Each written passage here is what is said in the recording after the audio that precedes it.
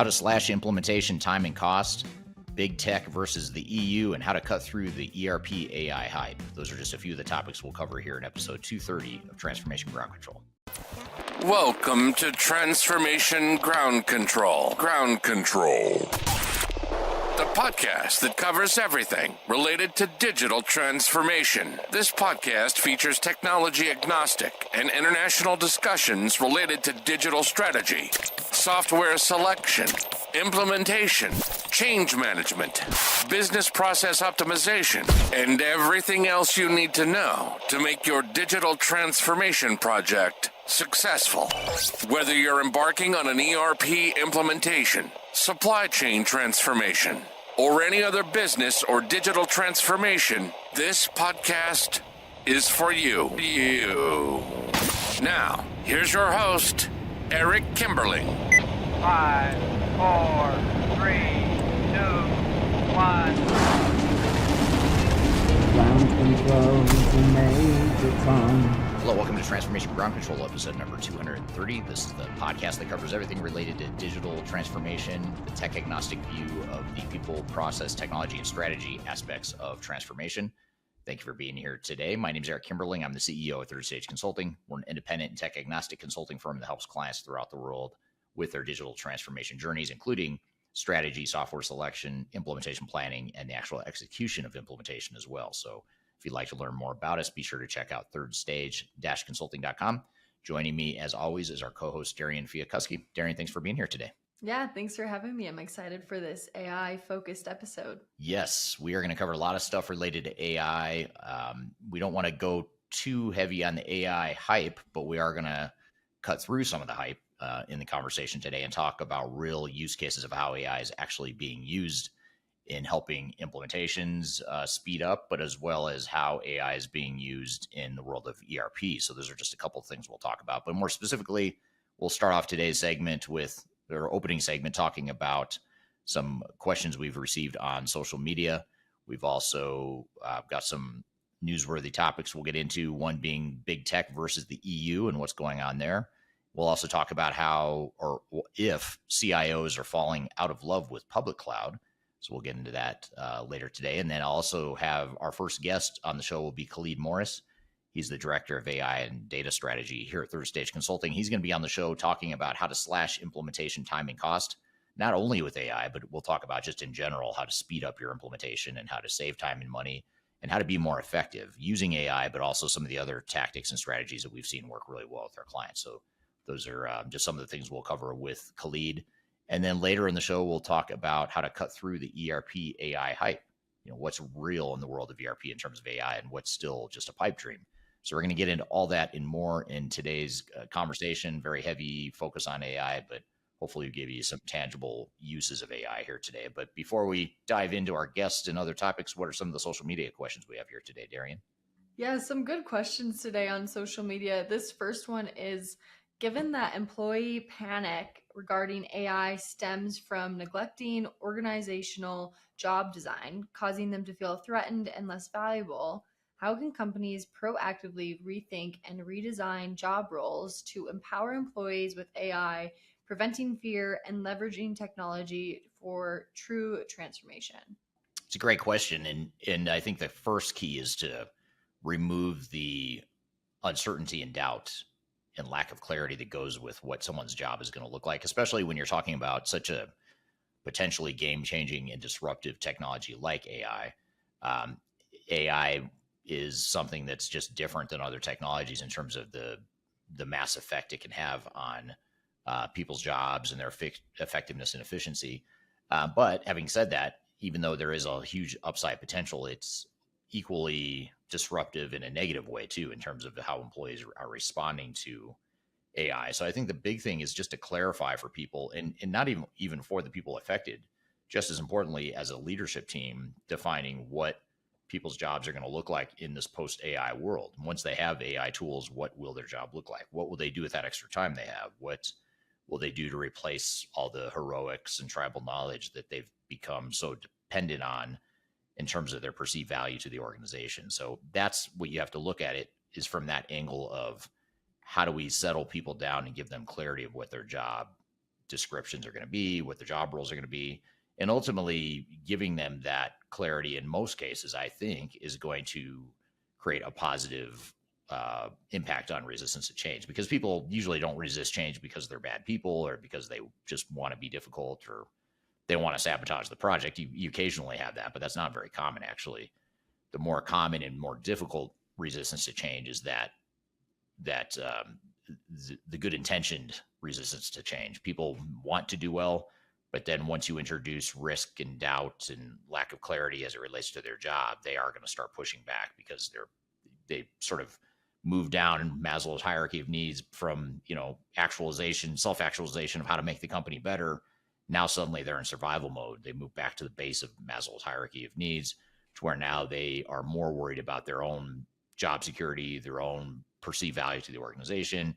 And you've sort of forced them down Maslow's hierarchy of needs back to that basic level of just basic survival within the organization versus where you want them, which is back up at the self-actualization phase. So the best way to get them back up to the self-actualization phase is to say, let's provide that clarity and help them understand that their job isn't going away necessarily, assuming that's true. Their job isn't going away. They're going to be better at their jobs. They're going to be able to do more meaningful work. And more specifically, what does that mean? You just have to be clear and specific about how their jobs are going to change. And usually that will calm people down for the better. Yeah, our next question today is Palantir AIP the dark secret that lets businesses avoid the pain of upgrading or switching ERP systems by adapting to even the oldest legacy and mainframe systems? Yeah, and I saw that question on social media. They said AIP. I think they meant API, but I'm not 100% sure. But I'll talk about Palantir just in general then,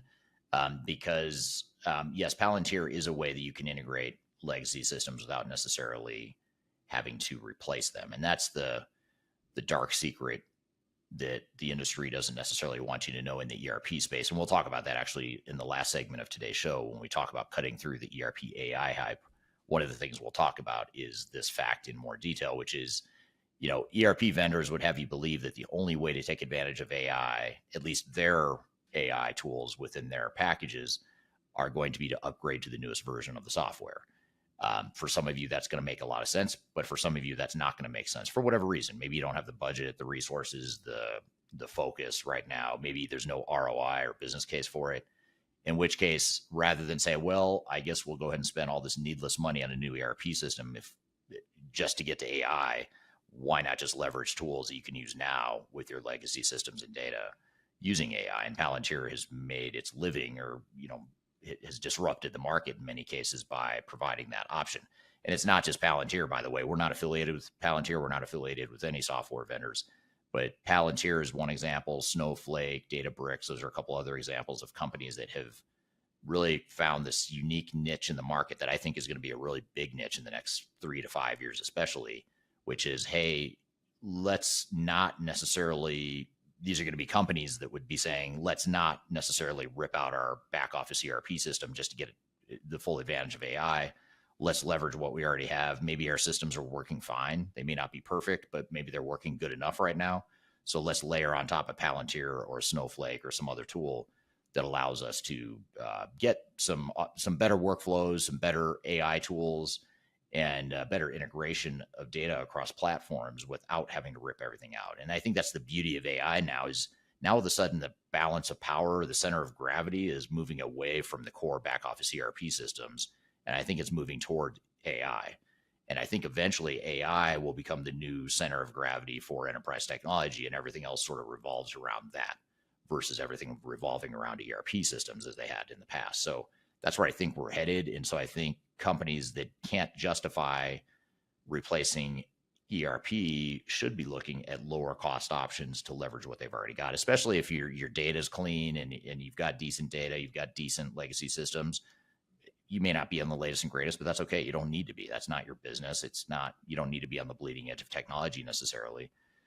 So I think that's the way I would look at it. Yeah, super interesting for sure. And this kind of leads us into our first newsworthy article of the day, which is kind of big tech versus the EU, and it's the battle over AI regulation.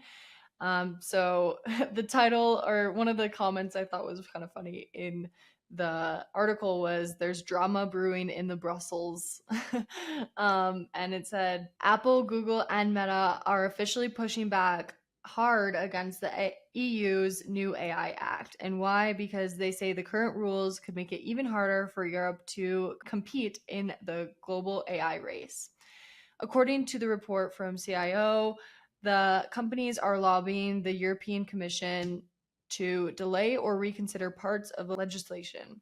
They argue that the definitions are too vague, the compliance burdens are too heavy, and the obligations could stifle innovation, especially when it comes to foundational models like GPT, Gemini, and Llama, I think is the other one.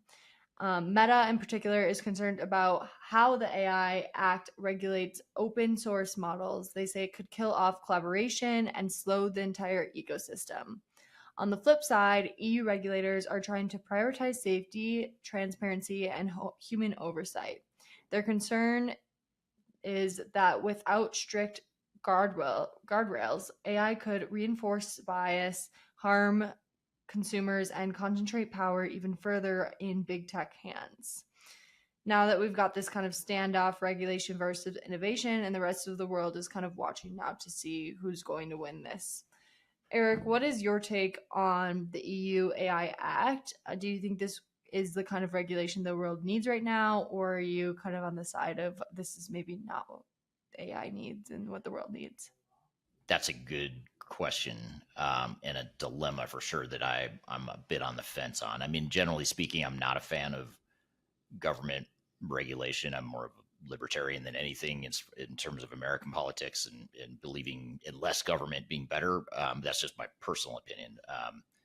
And even though the show isn't about politics, it informs my opinions a bit. But in this case, I mean, I think on the one hand, I think it's true in what Meta and the big tech guys are saying is that you will stifle innovation to some degree if you regulate it. It's just a fact. I mean, I don't know that that's necessarily a bad thing though, because the innovation is happening so fast anyway that I don't know if you slow it down a little bit. I don't know that that's gonna, we can't keep up with AI as it is. As in my opinion, I think the industry and society is having trouble keeping up with it as it is. The court system is for sure having trouble keeping up with it. I have no idea how they're going to sort this out over the next 10 or 20 years. It's probably going to take to sort out all the intellectual property, data privacy issues that are bound to happen, that are already happening, copyright issues, all kinds of stuff. So there's already enough change. There's already enough disruption. Yeah, I don't believe in a lot of government regulation, but I see why the EU would do it, especially because the EU is, they're all about data privacy and protecting people's consumer data, especially. So, if you're talking about, me being able to now access any personal information about you or whoever that's ever been put out there about a corporation or about a business, is that right or wrong? Should it be regulated? I could see the argument for it for sure. I honestly don't know what the right answer is. I don't have a good, solid, strong opinion. I think you will have to regulate at some point because there just will be a dark side to AI. And I think we may already be starting to see it with a lot of the layoffs in the tech space, especially companies that are laying people off largely because of AI. I mean, we're just seeing the tip of the iceberg now with a lot of high paying development jobs, developer type jobs that are getting automated and eliminated. Once it starts working its way down the socioeconomic chain and you start seeing lower income people that are potentially negatively affected by AI, I think that's where governments throughout the world, including EU, the US, definitely the Western types of governments are going to probably come in with a heavy hand and try and fix that socioeconomic problem that creates. So I think it's just too hard to say. We don't know where it's going to go. So I couldn't tell you if it's right or wrong.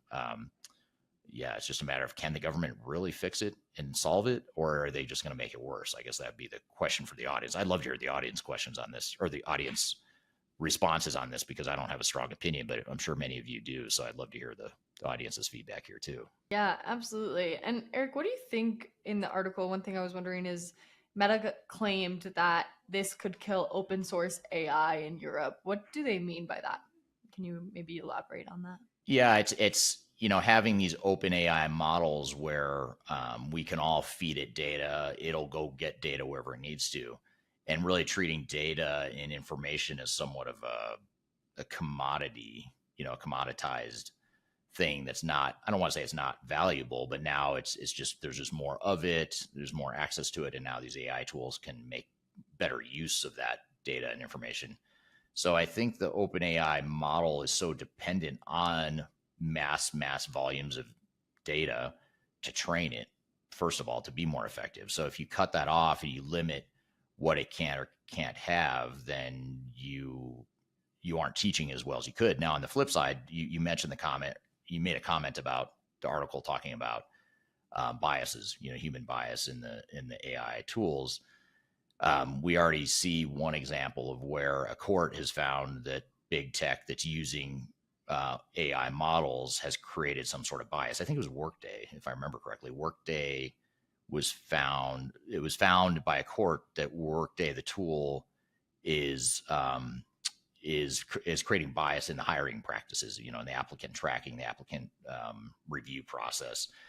And I think it was alluding to, and again, don't quote me on this, I don't have the article in front of me. I think it was alluding to discrimination. It was discriminating against certain types of people, not intentionally, I don't think, but there was something with the AI and the way it was trained that it had biases. So both those things are a stark reminder that you still have to have human intelligence to guide and direct AI. But on the other hand, if you limit it too much, you're not going to train the AI good enough, as it needs to be. I do wonder, like with ChatGPT and OpenAI, the companies ChatGPT and OpenAI, I think that I do wonder, because they're so dependent on all the information out on the internet, which a lot of that is opinionated and biased in some way because humans created it. I don't know how AI is being trained to cut through the bias, and I don't know if it is. I'm sure there's people on it, data scientist type people that are working on that or have solutions for it, but I just don't know how effective it is yet. So I think those are all things that we just have to be aware of. And I think we just have to understand we don't know where this AI thing is going to take us. And we just need to be able to be ready for any direction it might go. Yeah, for sure. And kind of talking about the future there, to expand on that, do you see a future where global companies would have to customize AI deployments for each region due to different regulatory frameworks? Or do you think that eventually everybody will try to have something that's similar? It's a good question. Or maybe, to add that too, like not even just local regulations, but local cultures. Do you train the AI model differently in different parts of the world? If it's, different religious or political, cultural beliefs, whatever it is, that I don't know. I think when you start doing that, you limit the effectiveness of it, because now you're scaling back its access to information. So that would be a downside. But on the flip side, one size doesn't fit all. So it's not going to be as relevant if it's a truly global, unbiased sort of thing. So I don't know. These are great questions that I honestly have not thought about, but until now. Yeah, for sure. Yeah, super interesting. But I want to switch gears here and get into our next newsworthy article of the day, and another topic about AI, just a little bit different now. This one, the title was "Are CIOs Falling Out of Love with Public Cloud?" And the reason I wanted to bring this up is because we've talked about cloud a lot on here, but this article was saying there's been a big shift in cloud lately, and that for the last decade, public cloud was the holy grail. You weren't innovative, in quotes, unless you were going all in on AWS or Google Cloud. But fast forward to 2025 and things are getting a little bit more complicated. So according to the CIO, CIOs are rethinking their public cloud strategies, especially as their AI roadmaps get more real. So what's happening is two things. One, AI models are expensive and data hungry, and running them on public cloud platforms can rack up these massive bills for companies. And two, data security and control are becoming top priorities, especially with sensitive customer, financial, or healthcare data being used to train the LLMs. Instead of defaulting to public cloud, CIOs are now leaning into hybrid and multi-cloud strategies, and even repatriating workloads back to private environments. Plus, some are realizing cloud alone isn't a strategy. It's just a tool, and without alignment to real business outcomes, it's just another cost center. Eric, I want to get kind of your take on this whole thing overall. I know you're a big advocate of not forcing people to the cloud. So just what overall is your opinion on this article? I do agree that public cloud is the holy grail, and it's an amazing thing for software vendors and investors of the software vendors, because they're the only ones that truly gain and have nothing to lose by everyone potentially moving to the cloud or to the public cloud. That's why a lot of vendors like SAP and others are saying, hey, we've got all these great capabilities we've built, but you've got to be in the public cloud to take advantage of it. They really, really want you to move to public cloud. In fact, I know of multiple CIOs and executives at some of these software vendors. I can't name them by name for confidentiality, just respect reasons here. But I know several CEOs and leaders within these software vendors that are comped extremely heavily on their ability to guide the organization to convert as many customers to the cloud as possible.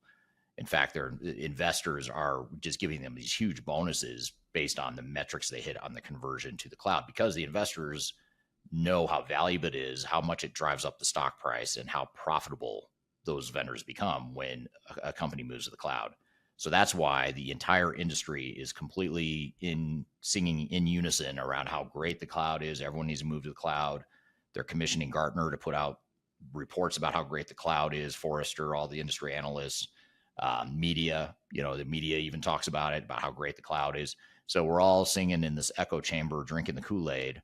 But then the CIOs are over here saying, wait a minute, I hear this echo chamber. I'm part of this echo chamber, but I'm not finding the business value over here. And I think CIOs and executives are starting to realize that. I also think that the vendor lock that public cloud creates is a real risk that I don't think people talk nearly enough about or think nearly enough about it. It's a material risk, I would say. If I were an investor, I would want to see in a annual report, in annual reports, publicly traded companies put out these annual reports and they talk about what the material risks to the business are. I'm still waiting for someone to come out with a annual report that says, yes, we have a material risk, and it's called vendor lock. We have all of our data, all of our applications in this public cloud environment owned by one vendor. And if that one vendor decides to jack up the price or to cut off our access, or God forbid, we don't pay our bill on our subscription because we run into financial turmoil or whatever, and they have the power to cut it off. I mean, that should be something that every CFO should be terrified of. And so I think from a pure risk mitigation perspective, I think public cloud is a bad idea. I think on-prem, actually, I get crucified for saying this in this industry because it's so backward. People think it's backwards looking, but there is something to be said for on-prem where you have complete control and no one can stop you from doing what you want to do as a business. Whereas now you're putting all your eggs in one basket of someone else's priorities and someone else's pricing model and someone else's whims of what they're going to decide to do in the future. So I think public cloud I think the pendulum will probably swing back away from public cloud. I don't think we're going back to on-prem completely, but I think sort of a hybrid combination of some on-prem, maybe some private cloud, maybe some public cloud. I think that diversification is going to be the key to the future. Yeah. And how does the AI model play into this? Can companies still have an AI model if they aren't on public cloud? And what does that look like for companies? Well, this is where it gets tricky because, again, I'll bring up SAP. I picked on SAP a minute ago, but now I'll give kudos to SAP because one thing they've done and one advantage they have is they've gotten tens of thousands of their customers who are on public cloud. They've gotten tens of thousands of them to opt into training their AI models and helping make the AI models better. So that it's not even just the number of companies in organizations that are opting in. It's all the transactions and the volumes of users that go along with that. So these are some of the world's biggest companies now saying, hey, SAP, yes, you can use our data to help train your AI models. And that's a real advantage. If you compare SAP to like a smaller niche player, they just aren't going to have that same, training ability for their AI models. So I think there is advantages there. I think it is easier to leverage AI in a cloud environment just because you've got all your data in one place. And like I said, you can it's easier to train an AI model across, different users within a public cloud environment versus private cloud or on-prem. it can be done, but it's just, I see why vendors want you to be in the public cloud to take advantage of it. So I think there are some advantages from a pure AI perspective. But again, back to the earlier point we were talking about in this episode, and we'll talk about it again later in the last segment, you don't need your ERP vendor to go down the AI path. They'll have you believe that, but you absolutely don't need them. You have other options out there. You have other AI tools that you can be leveraging to take advantage of the systems you have, whether or not it's from your same ERP vendor or not. It's not completely irrelevant, but you have options. You have more options than you realize. For sure. And one last question, especially as these hyperscalers start to build more AI specific infrastructure for their business, what else can they do? I know you mentioned this like hybrid, maybe a little bit of public, maybe a little bit of private, a little bit of on-prem. What does that look like when they are scaling this AI specific infrastructure? And how much should be on the public side versus the private? It'll depend on the business, but if you can give some insight. Yeah. I mean, I think from a economies of scale perspective and a cost effectiveness and profitability perspective from the vendor side, absolutely. You want everyone in the public cloud. It's just easier to build that infrastructure to support one solution, which is public cloud. And I think that's where the big vendors are struggling right now is they've got public cloud, they've got private cloud, and then they still have on-prem, and they're trying to support these different systems, and it spreads their R&D dollars thin. It spreads the innovation thin. So I think it could lead to more innovation if you just get everyone to settle on one platform and you're all, there, and they can put all their money in that one basket. And obviously, like I said before, they want it to be public cloud because that's more profitable for them, and the investors like it better. So I don't know. I think that's a case for public cloud right there, is that the innovation probably is greater. The vendors will have more profit and more R&D dollars to invest in innovation if everyone were just to move to the cloud. But again, do we want to do that just to help out the big guys because, we don't want them to have to work too hard to create, AI capabilities across multiple platforms? I don't think that's really our problem or, the average buyer's problem.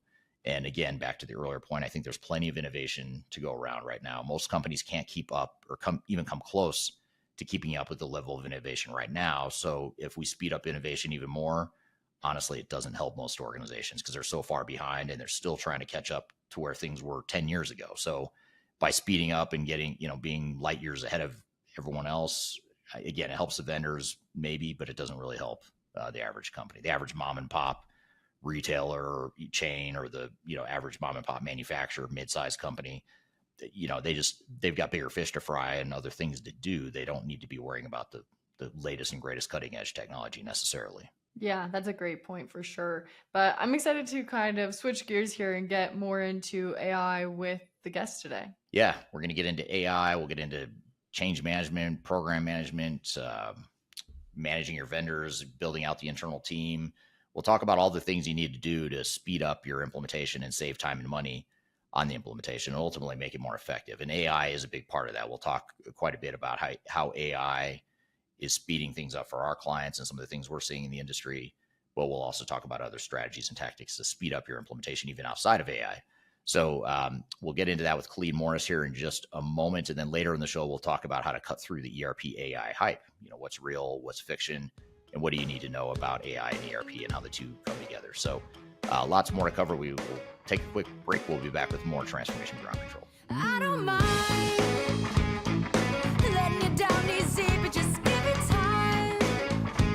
If it don't hurt now, but just wait. If you are involved in any sort of digital transformation or business change initiative, you'll want to download the Digital Transformation Report.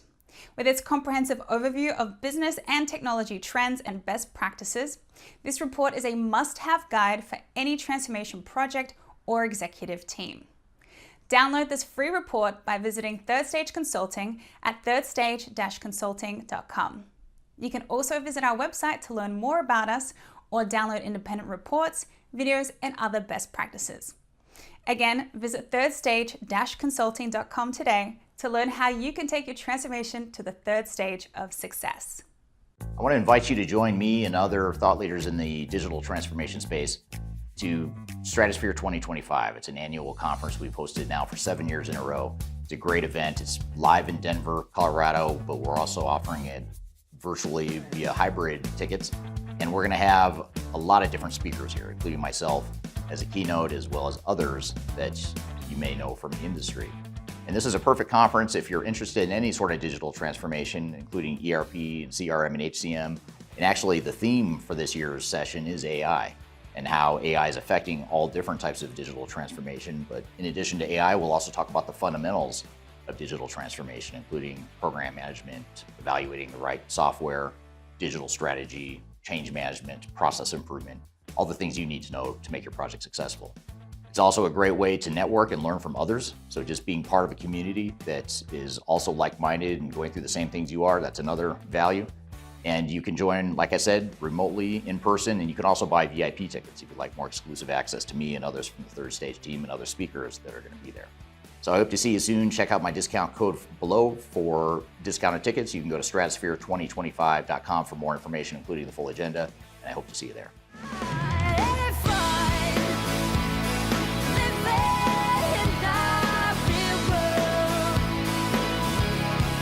Hello, welcome back to Transformation Ground Control, episode number 230. This is the tech-agnostic, independent view of digital transformation, including people, process, technology, and strategy. Everything you need to know to make your digital transformation more successful. I'm the CEO of Third Stage Consulting. We're an independent and tech-agnostic consulting firm that helps clients throughout the world with their digital transformation journeys. And excited for our guest here today. We're going to talk about how to save implementation time and cost. And before I jump into the conversation here and introduce our guest, I have a question for the audience that I'd love to see you respond to in the chat, if you don't mind. And that is, what do you think the number one reason is for project delays, project overruns, and ultimately lack of ROI on the implementations? I'd love to sort of just get your knee-jerk reaction, because we're going to unpack it in a lot more detail here with our guest. So be sure to drop that in the chat, and I'll introduce our guest here in the meantime. But we want to talk to Khalid Morris here today. He's from Third Stage Consulting Group. He's a director of AI and data strategy.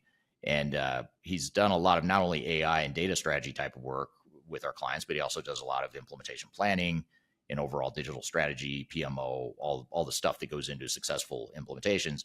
So we wanted to have Khalid on today to talk about all the things that you could do, which are they're not very expensive. They're not complicated things. These are pretty simple things you can do. It's just how you think about your projects that needs to change, or that can use some improvement in many cases. So we're going to talk to him about all the little things that become big things that you can do to speed up your implementation project plan. It also saves you money longer term. So with that all being said, Khalid, thanks for being here today. Thanks for having me.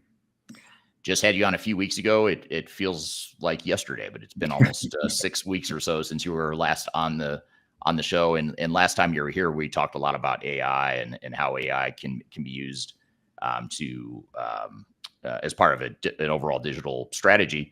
And we will touch on AI today. In fact, that is one of the keys, or one of the things that can help with streamlining a project and making it more cost effective and more optimized in general. But before we dive into some of the things we're going to talk about here today, not limited to AI, but other stuff, tell us a little bit about your role and how it pertains to AI and consulting in general. Well, I'm at Third Stage. I'm the director of AI and data strategy. So I deal with it a lot. I think it's transforming a lot of what we do on the consultative side. That's both working with vendors. That's both an approach that's kind of across the board. So I'm excited to work internally to kind of revise a lot of our practices and how we work and use AI internally with some of our intellectual properties, as well as working with clients to sort of build out what their AI models look like for their organizations. Great. So I'll ask you, just to start the conversation, just to sort of open up the conversation around this whole thread of implementations taking too much time and money. What are some of your knee-jerk reactions to the question I just asked the audience around what they think the real causes of delays and budget overruns are? I mean, if you had to summarize it, in 30 seconds or so, I know that's difficult to do because there's so many different variables that we'll cover here today. But what's your sort of overview or headline summary of why that is?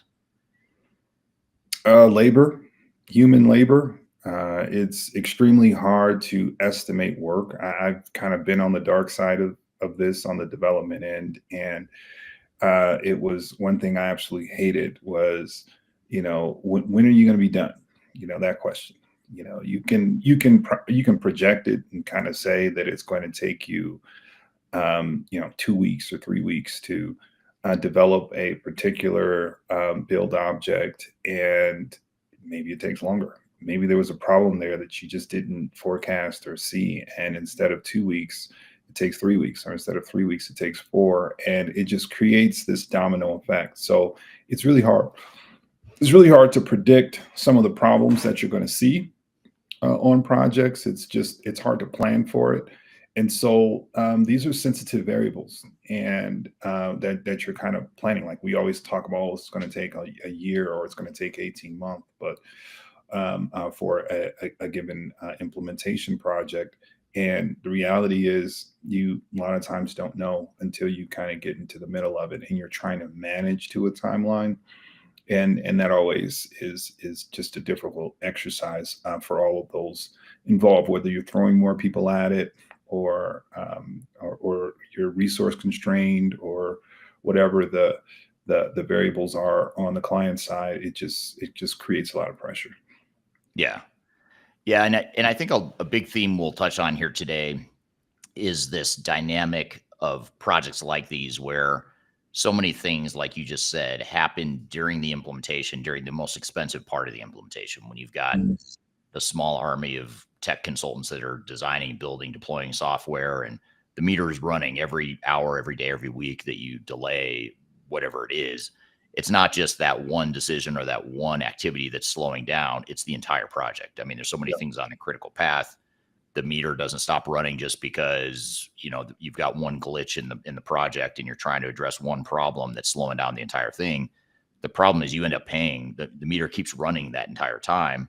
Yeah. And so one way that we can think about this is, how can you move that pain, that messiness, the human dynamics and all the other issues that go along with it? How can we move that up front before the meter really starts running? Like, how can we work through that stuff and get as much of that out on the table, so that we have not all the answers, but we have at least most of the big rock types of answers defined for ourselves, so that by the time the small army of technical consultants are on site billing you by the hour, we can be as efficient as possible with those resources. And too often companies don't realize that by us slowing down in our decision making or responsibilities we have on the project, it's not like the consultants just stop billing and say, oh, hold on, Khalid's still making up his mind. Hold on, time out, let's stop billing. Right. They keep billing. I mean, they're billing you whether you're ready or not. And I think that's one of the most common dynamics we see.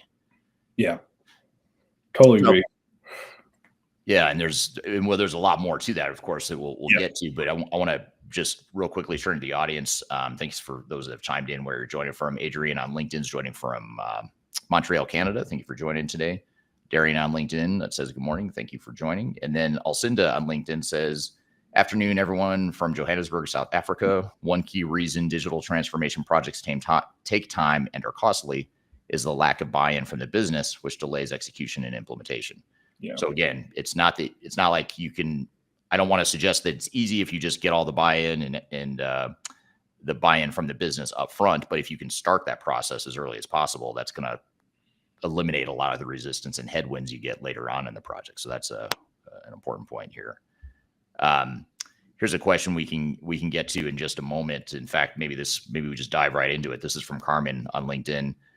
Carmen says, very interesting point of view. I'm curious to know your thoughts on agentic AI.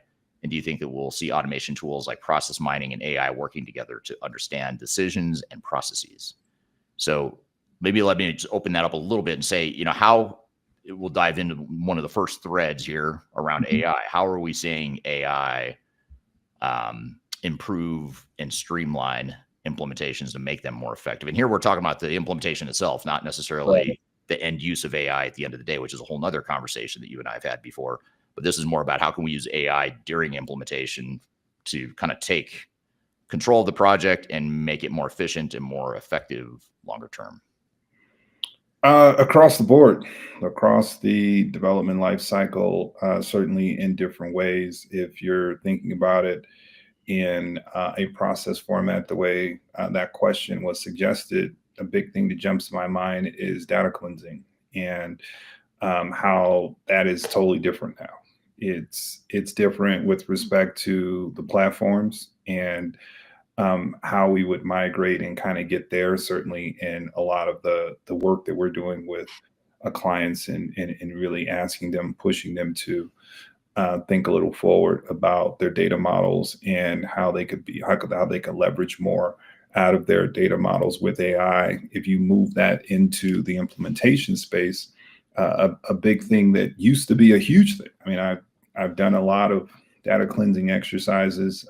We've seen, I don't know how many projects that have been delayed or pushed because the data wasn't where it needed to be in the format and structure that it needs to be. It usually takes some time, especially with complicated data models. You throw a couple AI agents in there, and all of a sudden, something as complex as data cleansing becomes simple. We used to have to do programs, SQL programs, to sort of routines that we would build in to make sure some models are cleaned. We would have even a little more manual exercise. There's a lot of companies out there that you can pay a lot of money to per record to just make sure that that it's clean. Now we kind of have the capability of kind of creating kind of this automation, for it.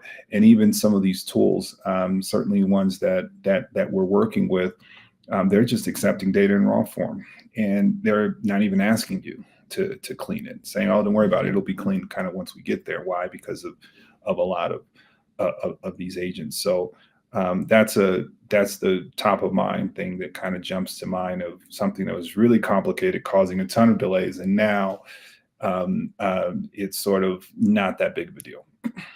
Yeah. Yeah. And in addition to data cleansing and migration too, which you're right, that's such a super labor intensive process historically that now AI can help with. It doesn't, solve all the problems, all the Right. world's problems, but it does help for sure. Right. But I want to talk a little bit about the tool we use at Third Stage. We have something we call Mission Control AI, which is really an AI tool that we use from start to finish, from the early strategy and requirements definition phase of a project through the actual implementation itself, the design, the build, the test, all that stuff. So that Mission Control AI tool is meant to do two things. One is to automate what used to be a very labor intensive, expensive process, because you were paying expensive consultants to do a lot of that labor intensive work. But also it's capturing things using technology that humans oftentimes will miss. And it's serving as sort of a repository. In addition to the intelligence of AI, it's also serving as somewhat of a repository for, every workshop we have with the client, any type of requirements definition or any types of information we gather from the client along the way. Talk to us a little bit about this Mission Control AI tool and kind of how are you seeing it and how are our team seeing it streamline our own processes? There's a lot of meetings that happen on an implementation project. I mean, you have weekly cadence with core team, sure. But then you have all of these satellite meetings that are occurring at the SME, and these are the important ones. Just information that's captured there from a consulting perspective, as well as from a client perspective. And you physically cannot attend every single meeting on a implementation, and that's even a small one. A large one, you can just kind of forget about it, and that's why these project meetings become important, because that's really where you start to bring everything that happened across the different departments and across the different meetings. You sort of start to collaborate to sort of create, okay, how are we going to troubleshoot? Where are there areas of problems in this particular implementation, or where are we kind of running into headwind? Well, with tools like what we're using kind of here, is we can put all of our information in a project repository. Now it's so much easier to query, so much easier to kind of really track not just all of the intricacies that's happening into these particular meetings, but we can start to relate broader things that we hold dear and have held dear for some time, with things like requirements, or why a given project is of value to an organization from a business, from a benefits perspective, right? The core reasons why you decided to do an implementation in the first place. Can you imagine flagging those things to kind of be able to say kind of when you have a conflict against this core theme, right? It might have been a revenue driver or a key piece of function that really made the executive team, really made the organization say, no, we really need to move in this direction beyond just our systems are old, but key functions. Like, can you imagine flagging that in an implementation and say, is anything that comes against this, anything that runs contrary to this particular benefit, we want to know. Like we want to raise that as a red flag. And you're not in the meetings all the time where this is happening. And so it is a chore to naturally track all of these variables that go into an implementation strategically, all these strategic variables that are happening in an implementation.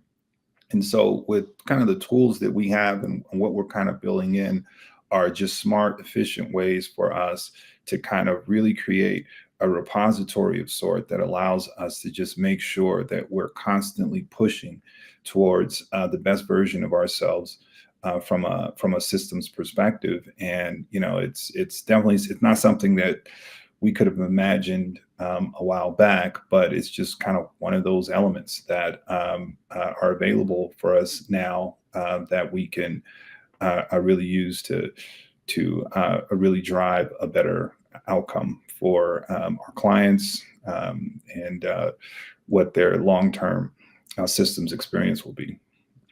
Yeah, and it's, an example, or just to give a couple examples of how, in addition to capturing information that either you're not in every meeting, or even if you are in every meeting, I mean, how many times have you or I try to document through our notes everything here? Yeah.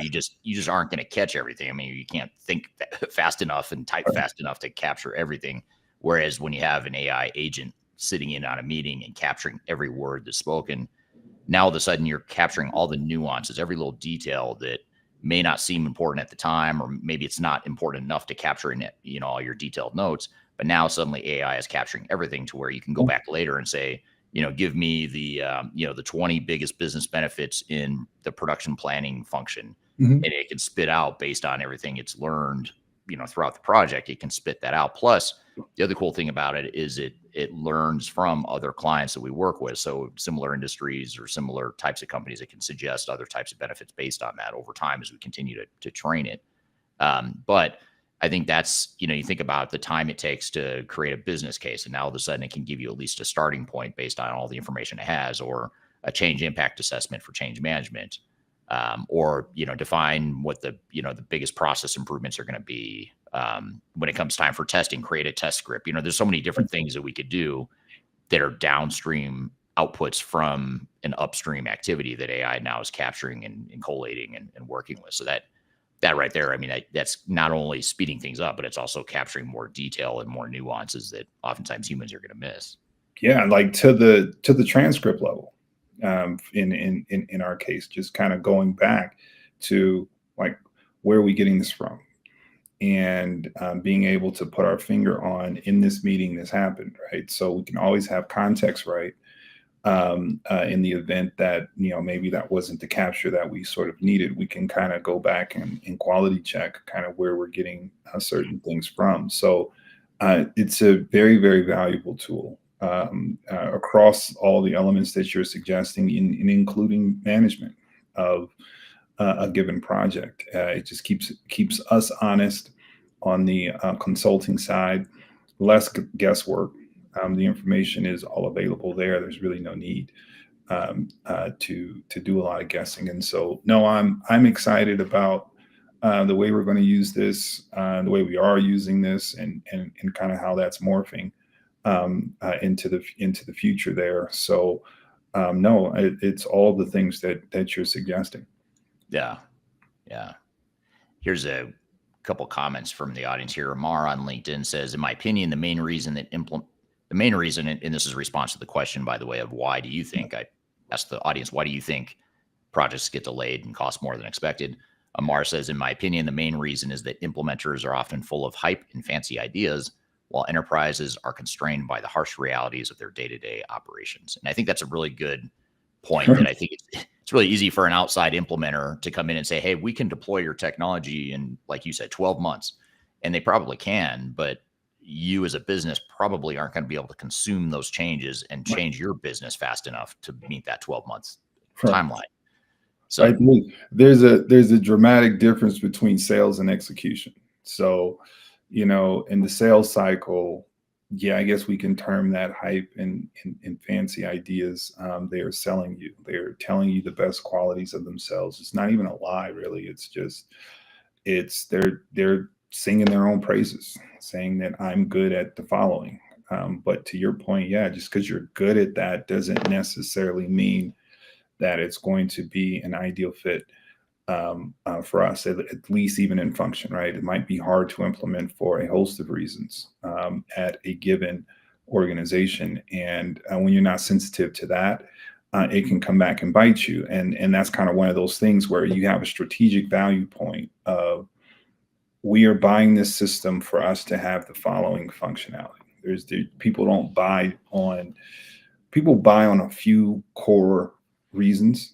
And I think those reasons are important. You're spending millions of dollars on those small reasons. Let's say there's 10 of them. It's not going to be 100. Let's say it's really 10 core reasons or 5 core reasons of why this software is the best thing for us to go ahead and do in comparison to everything else. Those things should be tracked. And I think that in the middle of those implementations, you kind of get further down the line. It's so easy in a normal implementation to just get lost and forget about those, or to come in conflict with, well, we didn't foresee that we weren't going to be able to implement this core function because the way your organization works, or maybe the politics, maybe there's a lot of resistance or headwind. There's just a bunch of reasons why that could be static or could be problematic. And when that happens, I think it puts the value case in jeopardy. It's like, we spent millions to do this. Why would we want to jeopardize that? And we don't always have those voices or those moments in implementation projects where we can flag those things and say, guys, this is a core tenet. This is one of the reasons why we bought this in the first place. I get that you may not want to do it, or there may be some resistance there, but because this is a core tenet, it's very important that we do this, and we do this the right way, and keep everyone honest on the project as to why this is an important feature. Yeah, and it kind of relates to a comment from Kamal on LinkedIn. Says, not to forget the log, the history, things get forgotten. And, you look at a 12, 18, 24, 36 month project, stuff changes. Yeah. Very, very, and not only is it easy to not only is it easy to forget some of those core things change. If you can imagine an acquisition model, a business that is ending up buying other companies, you can get an acquisition in the middle of an implementation can really put things in a weird space, because if it's a large acquisition, or even if it's a small, it may kind of change some dynamics, priorities, puts a lot of pressure on a lot of resources. It really can put a strain on a given project, and it can change the dynamics of why we decided to do this in the first place. We didn't know we were going to buy this company 6 months or a year into the implementation. So things get forgotten, yes, but things also change for the organization. Yeah, absolutely. And people just forget stuff too. They forgot that, oh yeah, we did talk about that. Or, oh yeah, we had that stakeholder in that one meeting, and they pointed out this nuance in our process that none of the rest of us fully understand. And you don't want to forget that stuff. Yeah, and with our tools now, we can point to the conversation, say, no, you said it in this conversation, kind of at this point, and that's not to track or put your finger in a negative way on things, but again, it's to keep track of those core elements that are really driving the reasons why we want to do this one way or the other. So, things I absolutely get forgotten. I think it's human nature to in a chaotic environment to not remember the full detail of why you thought what you were thinking or why we decided to go in one direction or the other. So it's very natural Yeah. to have a challenge with that. Yeah, absolutely. Carmen on LinkedIn says, yes, data is so important. I think of data as the blood flow in the body. Thank you. Great feedback on this. It is, So it is. especially for AI. Yeah, exactly. Yeah, especially with AI. Alamgir on YouTube says nice. So thank you for the for the comment there. And then this is an interesting comment from Adrian that I want to open up to another question here. But Adrian on LinkedIn says, I think most people think ERP is an IT project. Reason I want to hone in on this for a second is because this sort of gets back to another issue that happens or leads to delays in projects, which is you get a proposal from a software vendor and they give you that 12 or 18 month timeline to implementing technology. And then one of the fatal flaws or mistakes that companies often make is they take that plan at face value, which is an IT project. I mean, what they're proposing is an IT project, which is deploying technology. It's not transforming your business, changing your people, changing your processes. It's putting new technology in place. So it gets into this whole, let's call it a combination of PMO and phase zero up front. You've got to define what the real full plan is going to be, not just the technical plan, but all the other stuff that needs to happen. And all that other stuff is not typically being proposed by your software vendor or your system integrator or technical implementer. So talk to us a little bit about setting up a PMO in that whole phase zero planning stage that's, so important to help overcome this challenge that Adrian mentions. Well, I mean, the planning is everything. It's you have to have a successful plan. You have to have a successful approach, and there's certainly best practice in that exercise, and you want to be lined up to that best practice. But you almost have to even plan for those variable elements that are happening. So the structure of your governance model for a given project is about as important as your plan itself. So that, like you mentioned, we were kind of talking a little bit earlier to kind of say that, we're planning for a 12-month cycle. It's not going to hit exactly at 12 months. So even the idea that it's going to hit at 11 and a half, or it's going to hit at 13 and a half, like, how do you plan for the shifts that inevitably are going to come? Well, the way you do it is by having a tight governance model. That PMO structure there lines up with governance and how you kind of want to structure things. I think you want to have a certain quality element in that. Client management is important. You'll have vendor management. They'll always want to bring in their PM and want to drive the project certainly from theirs, but that is a build perspective. That is where their accountabilities lie. To your point, you're going to have your own, and so you want to think about project management not as a singular exercise. You want to think about it as a team. You want to think about it as a small group that's responsible for a very important initiative, and you want to think about who is that group, what does that team look like. Every role there matters, and the role that the vendor plays huge. But you can't be distracted by them in terms of, you don't need this, you don't need this. That's not your call to tell us as an organization what we need. Your call is to build this thing and to make sure that you build it correctly, right? Your call isn't to tell us what the test scripts look like, as an example. Right? No, we have to build the test scripts as a part of that. We have to manage the change. We have to manage how we want our data model to look post implementation, as well as during the implementation itself, as well as even trying to migrate it from our various systems, which legally, vast majority of vendors can't help you with.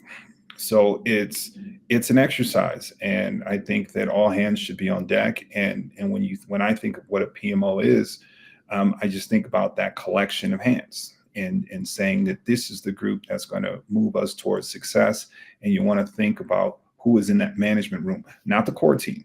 You know, you have your core team, your project team, and your strategic members, and your best and brightest. You have that core team, but when you think about that management circle, it's small. I have been, as an example, especially when, you know, my Big Four days, I have been in PMO groups where you have like 8 people managing multi-million-dollar projects, all project managers, not like one project manager and they're doing this, but you have this team of about 8 different project managers that you certainly have a lead there, but you still have like 8, a bunch of different folks that are trying to navigate this huge kind of project. And so you want to think about this as a team exercise and not as an individual exercise to kind of manage that towards success.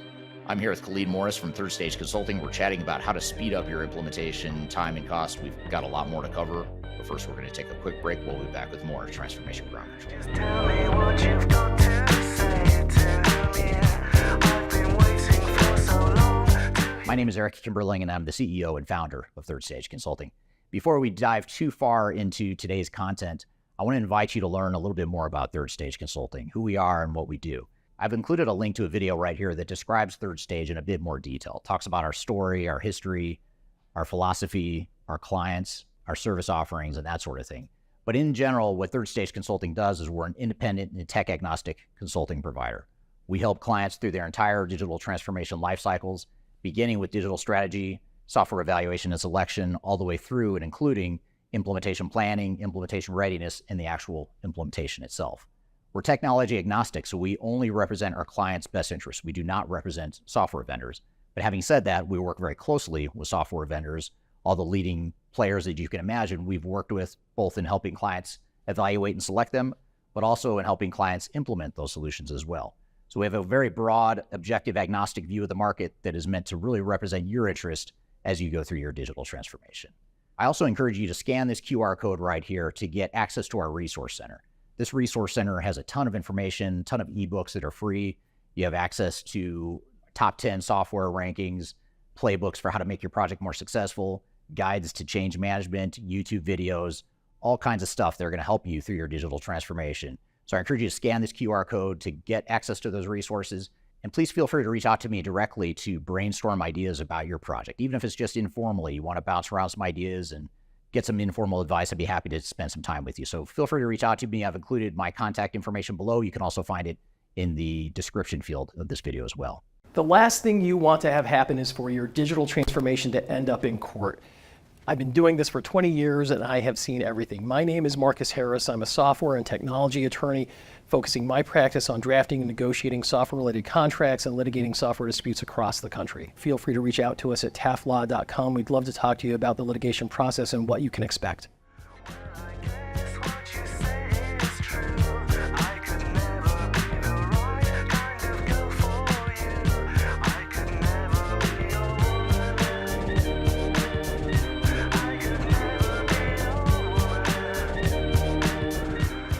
Hello, welcome back to Transformation Ground Control, episode number 230. You can find new episodes of this show every Wednesday by going to transformationgroundcontrol.com. This is the tech agnostic podcast that covers everything related to digital transformation success. And we're here talking with Khalid Morris from the Third Stage Consulting team about how to speed up your implementation and save time and money throughout your transformation. And we'll jump back into the conversation. You know, it also gets into another nuance or another root cause, and we'll jump back into the conversation. You know, it also gets into another nuance or another root cause of implementation delays, and that is when organizations defer too much to the software vendor. Like you were saying, like, you know, it's not up to the vendor to tell you how you're going to run your business. They can give you advice. They can tell you what they've seen work at other clients, or they can give you advice based on how the software works. But it's very misleading to think that you can just rely on the vendor to make these decisions for you. And ultimately, it should be the other way around. You should be telling the vendor what you need and managing it more actively and more aggressively.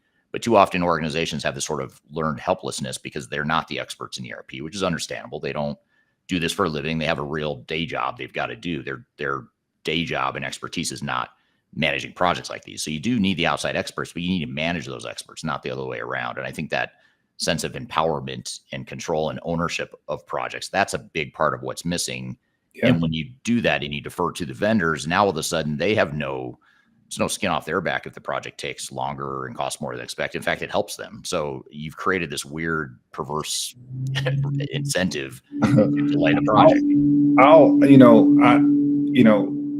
I remember the shifts, and I think we've talked about this in other podcasts, but how the industry has shifted over the years from programmatic to cloud, and now kind of getting into AI.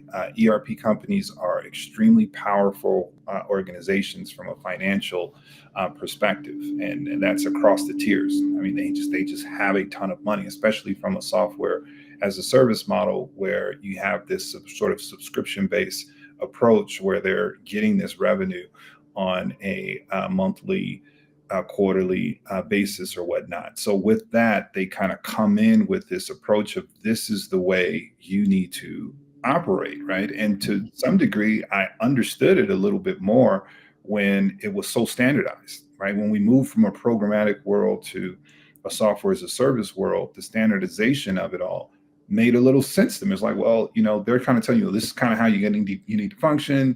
All the companies on our platform function this way. We built it this way for you to do it. We're kind of billing in a lot of best practice, blah, blah, blah, blah, blah, blah, blah.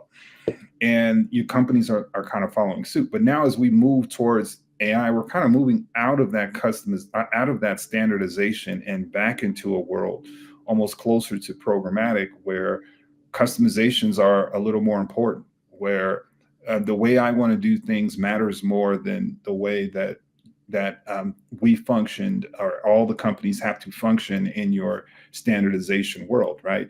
The world of ERP is getting a little lighter from a systems perspective, and less dependent from an organizational perspective when they're thinking about their model. And the world of, this is kind of the way we're going to operate, and this is the way so I say that to say it's even more important now that you start to drive how you want this story to go for you and for your organization. Is going to require that vision. It's going to require that strategy. And you're going to have to dictate to a lot of these ERP companies, this is where you're fitting in my model, not where I'm fitting in your model, right? Because this is how our organization is going to function. And this is where our organization is getting a ton of strategic information from. Hopefully that's coming from an AI layer. But this is kind of the way we're using our systems tools, and you're just a part of that story. You're not the entire story. Right. Yeah. Yeah. And I think we're dancing around a question here that I want to pull up. This is from Darian on LinkedIn. Darian says, when you talk about delays and the domino effect, what are some of the most common causes you've seen trigger that first domino? And we talk a lot here at Third Stage about symptoms versus root causes. The symptom would be something like, we over customized the software, therefore that's why the project got delayed. It could be, but that's really a symptom oftentimes of something deeper, which is you had poor project management or program governance in place, or perhaps you didn't have good change management in place and people were resisting the change when maybe they didn't need to. So that's why they customized the software. So what do you see as some of the biggest root causes or first dominoes to fall? I think those are the biggest two. I really think those are the biggest two. The change management aspect of this, I don't think can be understated. Resistance is a huge thing. I think that once you kind of get on these projects, it's the last thing that a traditional PM thinks about is, what does our change management model look like? Or do we want to pay for OCM? You're already paying for OCM. The question is, are you planning for OCM? Do you understand what you're paying for in your model that is changed, right? Training falls in the OCM camp. To me, testing has, in my mind, changed and turned into an entirely OCM exercise. You can learn a lot about how you adopt just based on how you test. And so it goes back to, well, why would you allow a vendor to tell you how to test?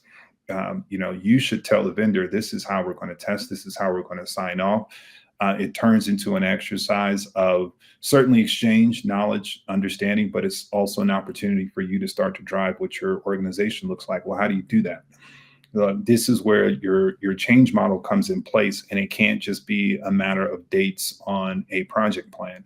It has to sort of be a strategic initiative to where you have a plan for how your organization is going to absorb this software. That comes with resistance. Resistance is part of that. You have people that have anxiety, that have concerns and that sort of thing. So when you say like, how does these things, like that resistance doesn't form right when you get to a point where it's time for you to test or train. The resistance forms early with people saying, I'm not sure about this thing. I don't know if we'll be able to learn this. You have people that may not even like the software. You may have selected a software that they wanted a different software. So they're already a center of resistance, and you haven't even started on day one. So I don't think resistance can be undersold. It starts.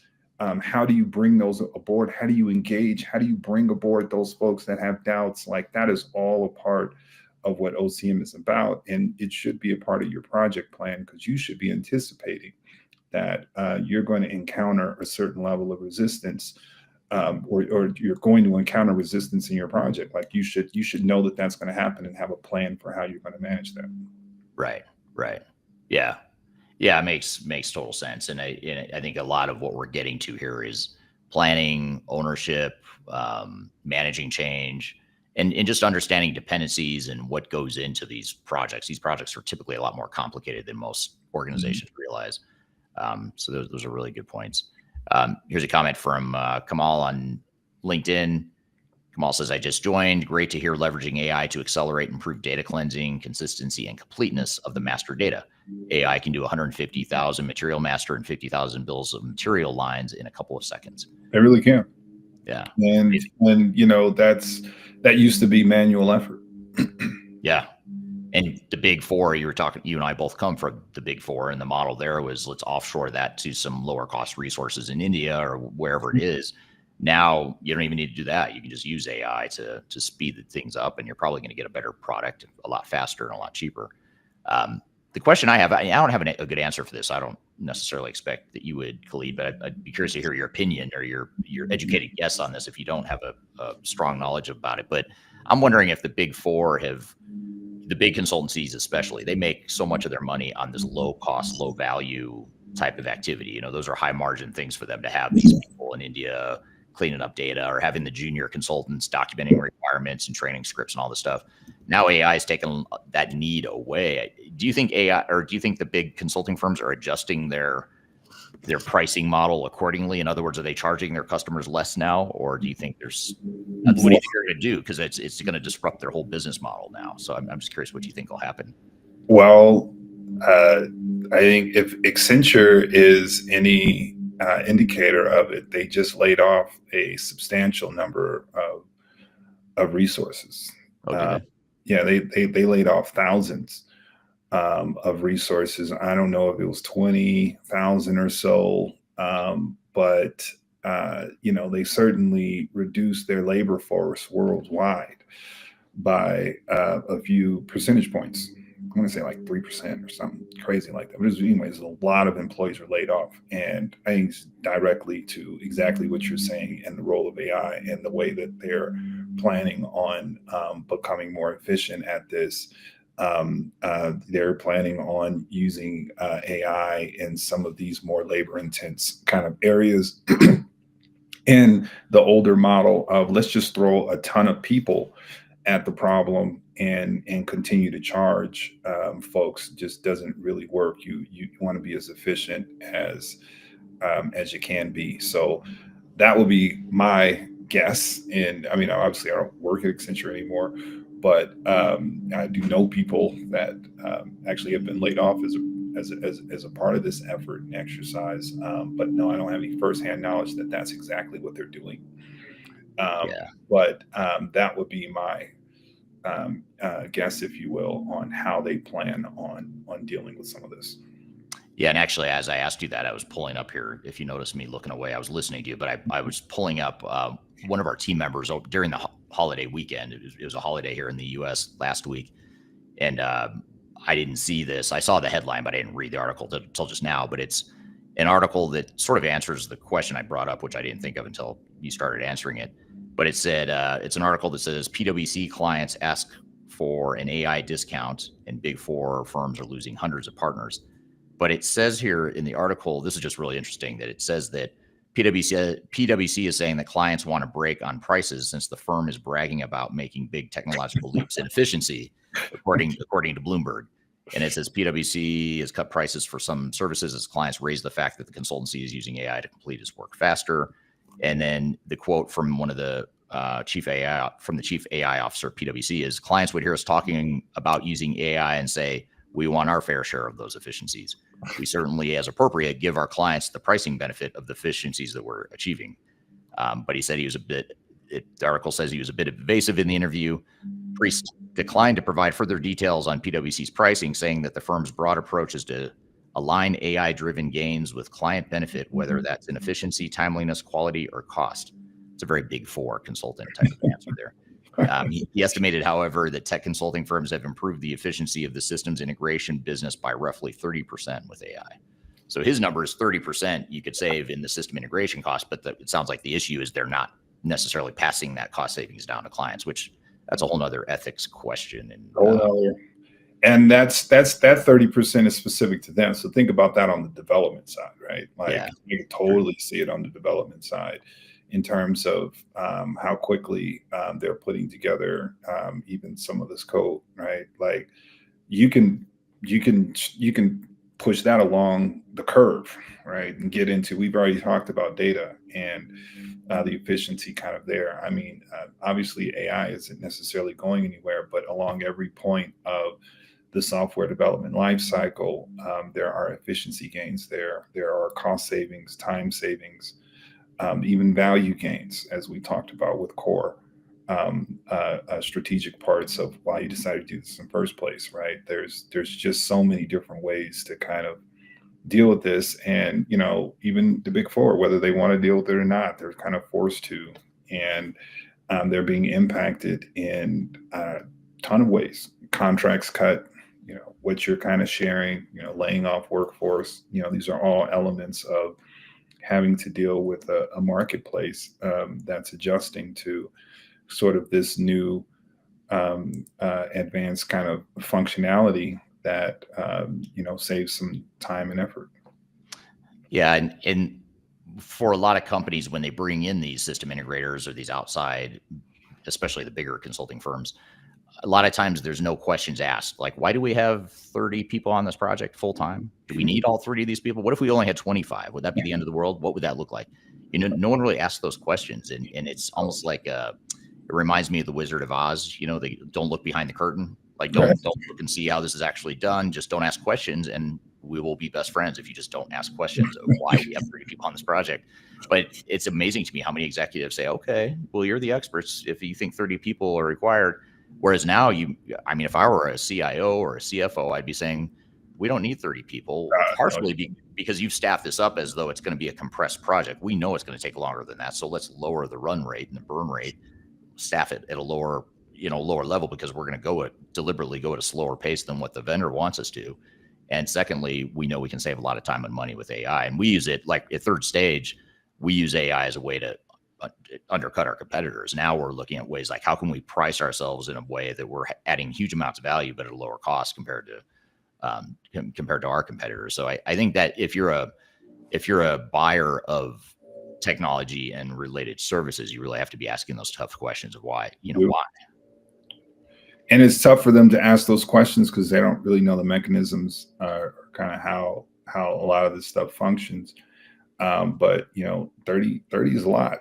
And I've been on projects I've had a project team of like 50 people, or if it felt like around 50, maybe the full team wasn't, you know, it's a long time ago. So, but yeah, I've had big project teams like that. When you think about offshore and then the onshore parts of this, it probably was more like 30, and our full project team was probably more like, it was plus 60. I mean, there was just a lot of people.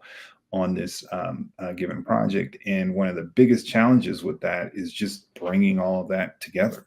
So I do something in a little bubble, somebody else does something a little bubble, and it's kind of hard to kind of get to a place where we're all kind of pulling in the same direction, or especially from a code perspective. I write one way, so you write another way. It's kind of like pulling together a document, and each one writes a different chapter. It's like, well, but it still needs the same voice, it still needs the same this or that. So it's a challenge to kind of have to manage that many people. And so now you get into efficiency. You don't even want that many people, to make a long story short. You kind of want it to kind of get a little tighter, a little bit more efficient that way. And the smarter your team, smarter your team is, I think the better you'll have. Your integration will be better. You think your overall project will sort of be better. And so you want to limit those numbers as much as you can. Yeah, absolutely. Makes sense. And the last thing you need is a consulting partner just to add to the complexity and the chaos of these sorts of projects. And unfortunately, that's oftentimes what happens. I want to get to an area we haven't really touched on, but we've sort of alluded to it maybe in passing. And that's this concept of internal staffing and resource allocation of your own resources. So, one early dynamic that gets companies into trouble is that they get all excited and enamored for a certain technology. Let's just say it's SAP or Oracle or whatever it is. Doesn't matter. But it's a big vendor. They've chosen this new software, and the vendor puts pressure on them, like, hey, sign this contract. You get a big deal. We'll get our staff out there, and starting next week, we'll start designing and building. We've got this 18-month plan. The time's a ticking. Let's go. And so the technology consultants oftentimes will show up, and you're not ready. You haven't even figured out, what your team's going to look like. You haven't moved them off of their day jobs to free up some time. So tell us a little bit about internal staffing and how that affects these projects in terms of getting stuff done on time, and also just the overall ownership and control of the project. How do you see internal staffing fitting into all this? Well, for different companies, staffing means a little different. When you get into small and mid-sized businesses, they have to often wear different hats. And the one thing that I hear from organizations like that is we don't have a lot of time. And Right. so from a staffing perspective, you're kind of already, with those kind of organizations, it's already difficult because they almost don't want to be there, because they have a bunch of other stuff to do to kind of keep the business driving in a particular direction. In larger organizations that do have a lot of resources, they can kind of have a little bit more dedicated staffing. But then sometimes the projects get really large because they just sort of throw a bunch of people at it, and kind of you have the problem that we just discussed. So resourcing here is very, very important. I think you want to start with best and brightest, and you want to make sure that you have the right designers of your organization, because that's what happens on these kind of projects is they start to design processes that you're going to live in for a long time. And if they design it the wrong way, your organization is going to find ways to fight against it, right? Whether that's workarounds or different ways that they can do what they need to do, despite the fact that they have this process in place that really doesn't give them the things that they want. So I think that the resourcing here, you want your best and brightest. You want collaborative folks, because you have to socialize a lot of information. Like I said, there's a lot of small meetings that are almost happening in back rooms on implementation projects, and that information has to come to light. And that information has to get across the organization so that everyone's kind of on the same page. And then you have to have the OCM element there just to make sure that people have an understanding and are able to adopt. So resourcing is very, very important. And I think those are the two elements that you want to think about the most. You want someone who's one of your best and brightest, but you also want someone who's collaborative and can serve as a change agent for your organization overall, so that you can kind of have those high adoption rates that you really need in order to really have a successful implementation post go live. Right. Yeah, and it's okay to put off your technical vendors and wait until you're ready. Wait until you've got your team in place, because the more they take off without you, and get ahead of you, you've lost control of the project. It's a Titanic. Implementations are a Titanic, and so it's very easy to point them in the right direction at when you start your journey, but when you're in the middle of it, it's hard to move them. And so that's why the governance model is important. That's why the plan is very important. You really want to understand your North Star and sort of move towards that direction. Because the moment you figure out you're not moving towards that direction, it's just a chore to try to get it and play catch up. And even like with us and our consultative exercise, we want to be there in the very beginning, because if you can imagine, when you're not, you're trying to play catch up to multiple teams that are off and running, and that's always very difficult to do. Yeah, absolutely. And Russell on LinkedIn is echoing what you were just saying, Khalid. Russell says the project team with clearly defined responsibilities must be in place before the kickoff of the meeting, or before the kickoff meeting. An external consultant will be a good idea too. So yeah, thank you for that, Russell. That's why clients hire us, is to help establish that PMO and help get the right internal staff in place and get the right governance. One thing with that is, I think there's a certain amount of care and timing that should take into that. Roughly a month after you sign your paper and everyone's excited to do it, and there's kind of this rush. The implementer is getting their team together. They're finally, now they have sort of the license to sort of staff this the way that they're sort of looking to do, and they're trying to create a kickoff. And I typically don't like a lot of the kickoffs that I see, because I feel it's a missed opportunity to really come into this from a collaborative exercise and kind of say, here, these are all the people involved. This is kind of what the expectation is. I think from a change management perspective, you can do a great deal of good by having a really good kickoff, really, and making sure that the ambiguity there is less. And sometimes that takes a little more time, but I feel, this is just my own personal viewpoint here, I think you should take more time with your kickoff, more time on that planning exercise to make sure that all the teams are in place, and to make sure you're showing a unified front, rather than this is what I'm doing, I'm taking you in this direction or that direction. From a PM perspective, that PMO model that you were kind of saying there, where the whole team is kind of coming together and kind of saying that we're the group that's going to help lead you guys to where it's going to be. This is what your teams look like. These are the people that you'll want to look and get this particular information from. This is where we're going to need you in the project. This is where we're not going to necessarily need you. All that stuff can really resolve a ton of anxiety, rather than just kind of introducing yourself, saying, hi, I'm here now. We're really excited about doing this whole thing that's going to affect you and your jobs, blah, blah, blah, blah, blah. I just think we're missing a lot of opportunities with kickoffs overall. Yeah, I agree. And a lot of what we're talking about here too is related to this whole phase zero planning. What are the things you need to do up front? And if you're interested, I'm going to put a QR code right here on the top left-hand side of the screen.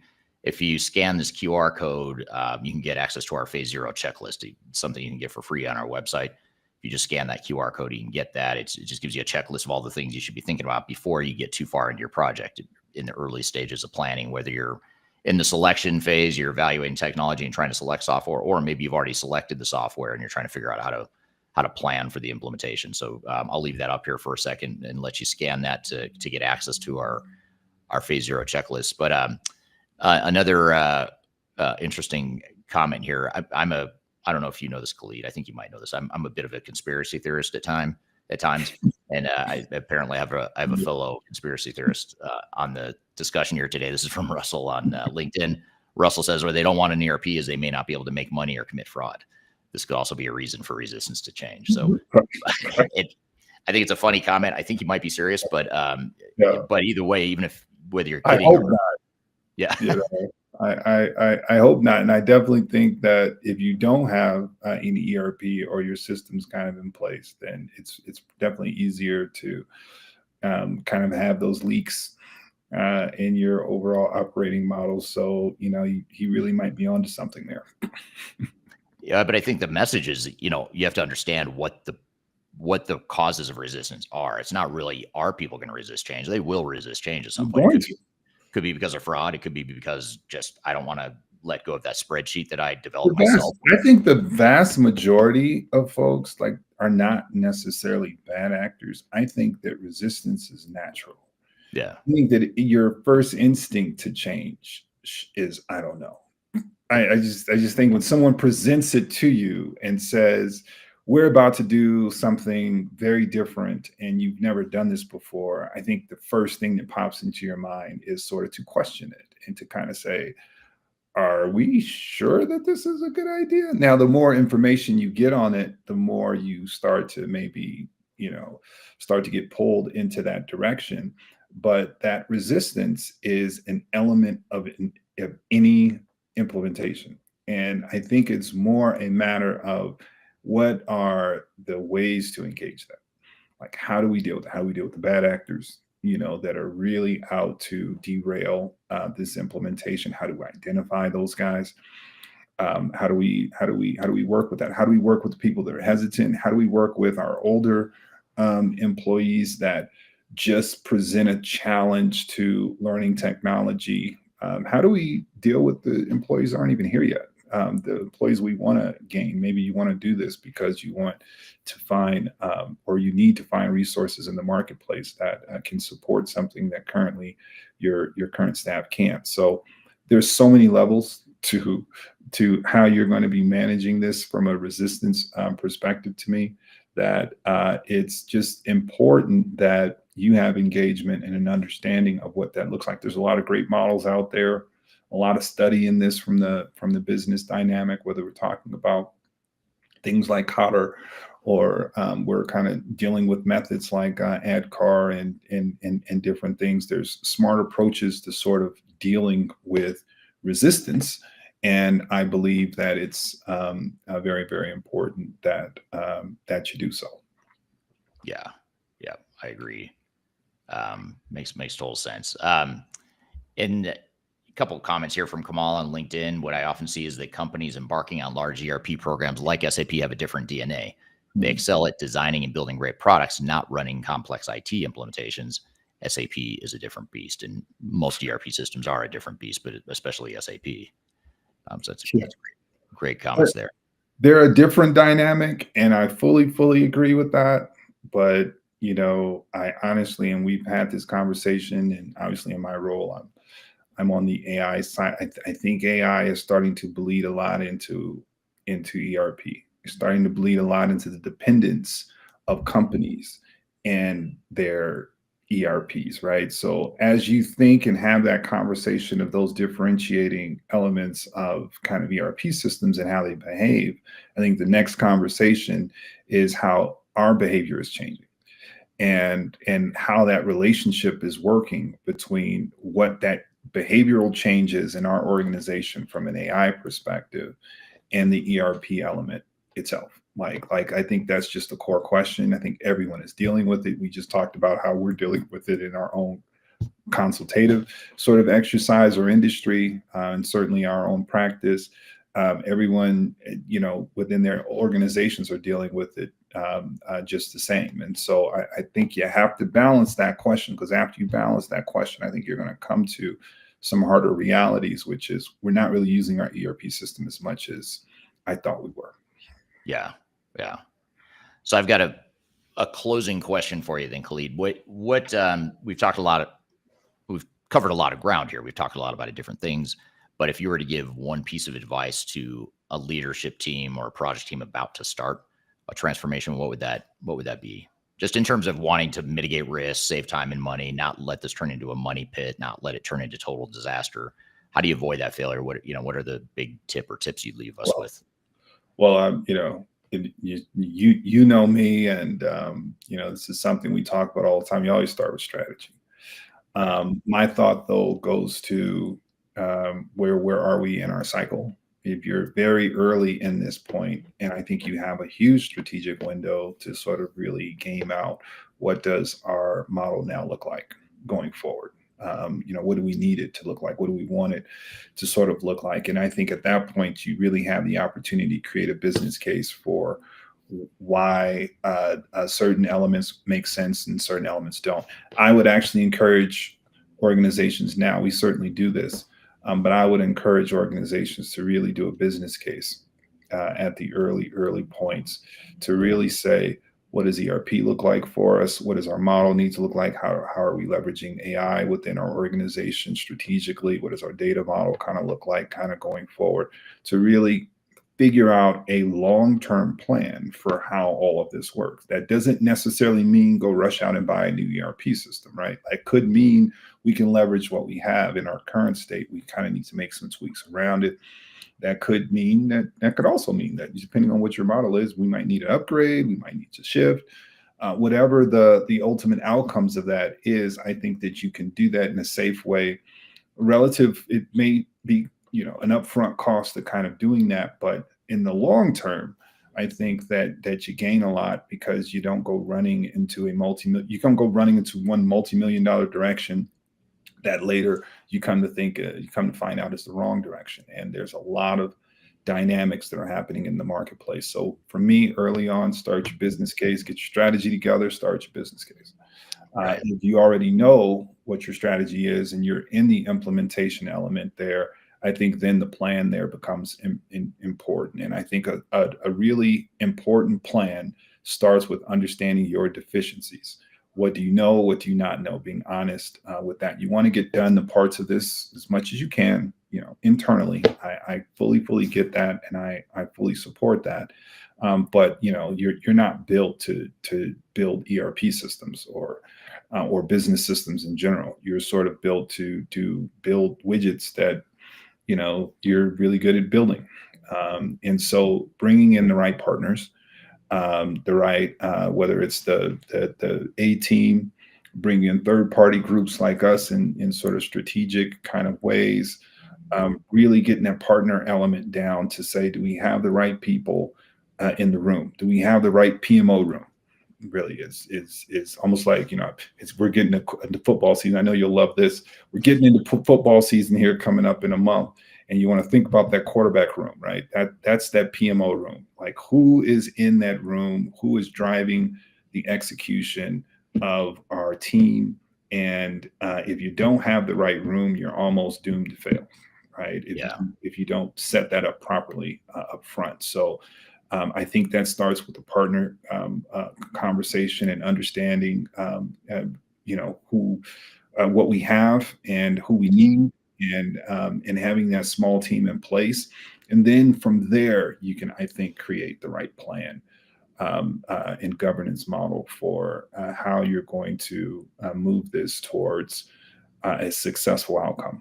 And that successful outcome should bleed into your post-live environment, bleed into adoption and having high rates and being able to track back and say, we decided to do this for these 5 core reasons. And I'm looking at it in a post-live environment. I see all 5, and that's success. And if you can't do that, you're on a piece of failure. You're either on a big part of that, if it's a big failure, or if it's just, well, we spent all this money and we don't get any value out of it.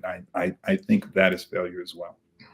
Yeah, absolutely. Well, that's great advice, very sound advice. And for those that are listening in that want to attend our Stratosphere conference, we're actually going to talk a lot more about some of these best practices that Khalid and I are discussing here today. We're going to talk about how to make your digital transformations more successful. We're hosting it. It's a virtual event, or it's a hybrid event.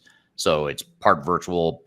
It's in person, but we're also streaming it virtually. That's what I meant to say from the start. That was a mouthful. I made that a lot more complicated than I needed to, but it's in person in Denver, but you can also join virtually if you can't make it to Denver. It's at the end of August. I'll leave the QR code up on the screen. You can go to stratosphere2025.com to learn more about and see the speaker lineup, the agenda, all that stuff.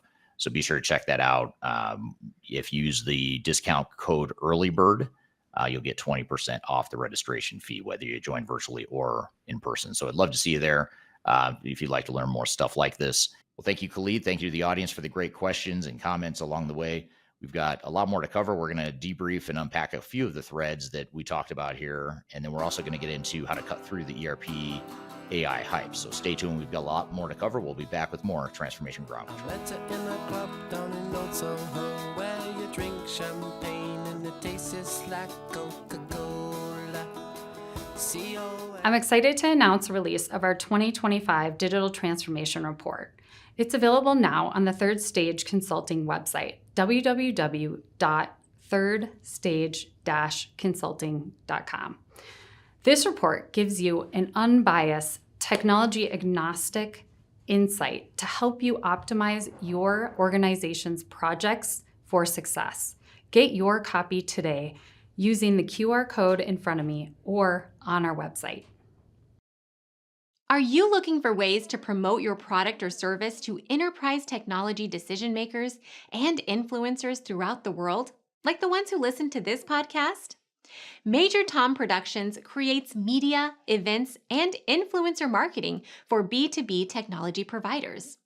Our productions are exciting, educational, disruptive, and effective. Most importantly, they create results. Our content is unlike any other in this industry, engaging, influential, and trusted by technology buyers and influencers throughout the world.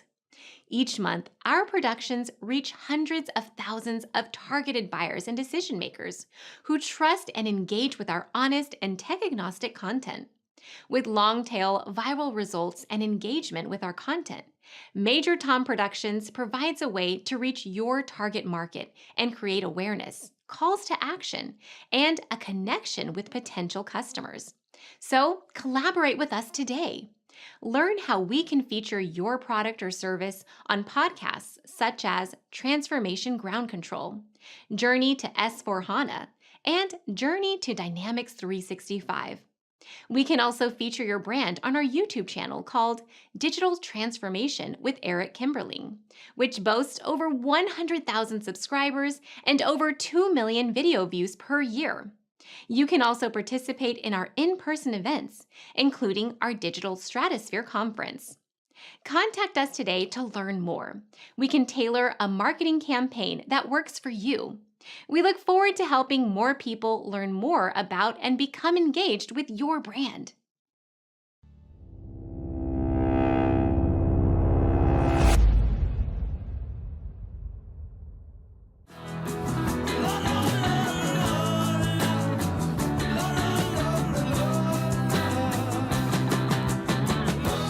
Hello, welcome back to Transformation Ground Control, episode number 230. My name is Eric Kimberling here with Darian and Chwialkowski. You can find new episodes of the show every Wednesday by going to transformationgroundcontrol.com. And the show is sponsored by Third Stage Consulting, produced by Major Tom Productions. So thanks for being here today. So we just had Khalid on the show, Darian, and we talked a lot about AI as well as other strategies and tactics for speeding up implementation, saving time and money. What were some of your thoughts and takeaways from the conversation? Yeah, I mean, I thought it was a great conversation. I always feel like Khalid has really great insight into AI, obviously. But there's definitely a couple points I want to expand on from the conversation, for sure. One of them being, I know you guys mentioned that AI reduces integration labor by 30%. But if that's true, how should consulting firms pass those savings on to their clients? I know that's one thing you guys kind of touched on, just wanting to dive deeper into that. Like, does that happen or how, and different things like that? Yeah, it's and I pulled up that article somewhat ad hoc, and read it live as we were going through the conversation. So it was just sinking in as I was asking him the question too. But I think it sounds like from that one example or that article that I quoted, it sounds like, at least in the case of PwC, some of their clients are complaining that they're not passing those costs on to customers. And I find it really interesting because on one hand, these big consultancies want to be innovative. They know they have to adapt AI tools. But on the other hand, if you cut 30% of their cost, that's a pretty big deal when you're talking about a $10 million project now becoming a $7 million project. That's a pretty material impact. And so I think it's one of those things that runs counter to their self-interest, especially their consulting model, where they rely so much on these high volumes of people doing relatively low value stuff at times at a very high margin. So that's just, it's hard. It's almost like a conflict of interest for themselves, because if they automate too much and become too innovative, and then they save all this money for their clients, it actually hurts them. So then it sounds like what they might be doing is trying to find that gray area in between, where maybe we save them a little bit of money, but we pocket the rest, and maybe we actually make a little bit more money, by saving time and money on AI. I do think all that should be passed on to customers. It's something we do. We pass it all on to customers. In fact, we also use our own AI tool. We're starting to use that to help drive efficiency with the SIs, because now it's almost getting more transparency into what the SIs are doing. If the SI comes to us and says, hey, we need 5 people to go through and analyze business requirements for 90 days, we can say, actually, you don't, because we've got it all in our AI model right here, and we can spit out a first draft of it literally in seconds while we're sitting here talking about it. So not to say that solves everything and saves 100% of the time in that example, but you're probably going to save a pretty big chunk of time, to where now clients can be looking at that and saying, wait, do we really need 5 people doing that activity for 90 days? It just doesn't make sense when we have AI tools that can do that for us. And so I think what I hope happens here is I hope it creates this demand from customers, a demand for more transparency into how the big consulting model works and how they're pricing stuff. Because it's a lot of smoke and mirrors. It's a lot of, hey, here's X number of bodies where the experts trust us. This is complicated. We need all 20 or 30 of these people on this project right now. And there's not a lot of challenging that goes on, at least from what we see. And those are the biggest risk projects too, by the way, the ones where the client doesn't challenge the big system integrator or the big consultancy. Those companies are much more likely to fail and run into problems, because now they've let the fox guard the hen house and run away with an open checkbook. So I think the jury's still out. We'll see how things go in the next, in the coming months and years. But I think I'll be really curious to see how this unfolds. Yeah, absolutely. And to your point about these kind of bloated project team sizes, and I think you guys were talking about how they would have, 30 people on a project instead of 25, and maybe they don't need 30. Why are there so few CIOs and CFOs challenging these team sizes, and how should they go about challenging it if they want to? Well, as far as why they do, there's so many human psychological and organizational psychological variables that go into it. In my opinion, I think why it starts with this whole cachet that the big consulting firms have. They've done a really good job of curating and manicuring their reputation over decades. I mean, and so much so to where they're so highly regarded that C-level people often think that, well, no one ever got fired for hiring Accenture, Deloitte, KPMG, Capgemini, whoever, Ernst & Young. So that's the mentality oftentimes, but the problem is so many people get fired after hiring one of these firms, and the firm ends up staying, but the executive gets fired, and it just perpetuates itself. It's almost like, well, the problem was the executive, not the consulting firm. So they end up keeping the consulting firm because it's a big, well-known name, and everyone feels kind of safe by hiring one of those big known names, or the big, well-known names. So that's part of it. And I think the other part of it is these companies, and I was part of it at one point, and I saw it firsthand, and I was fascinated by it. I thought it was wrong, but I was super fascinated how this worked. At a young age, I noticed like how smooth these companies are. They're really good at sort of, you've got a disaster brewing here on this project, but somehow they've had a way of making executives feel good about it.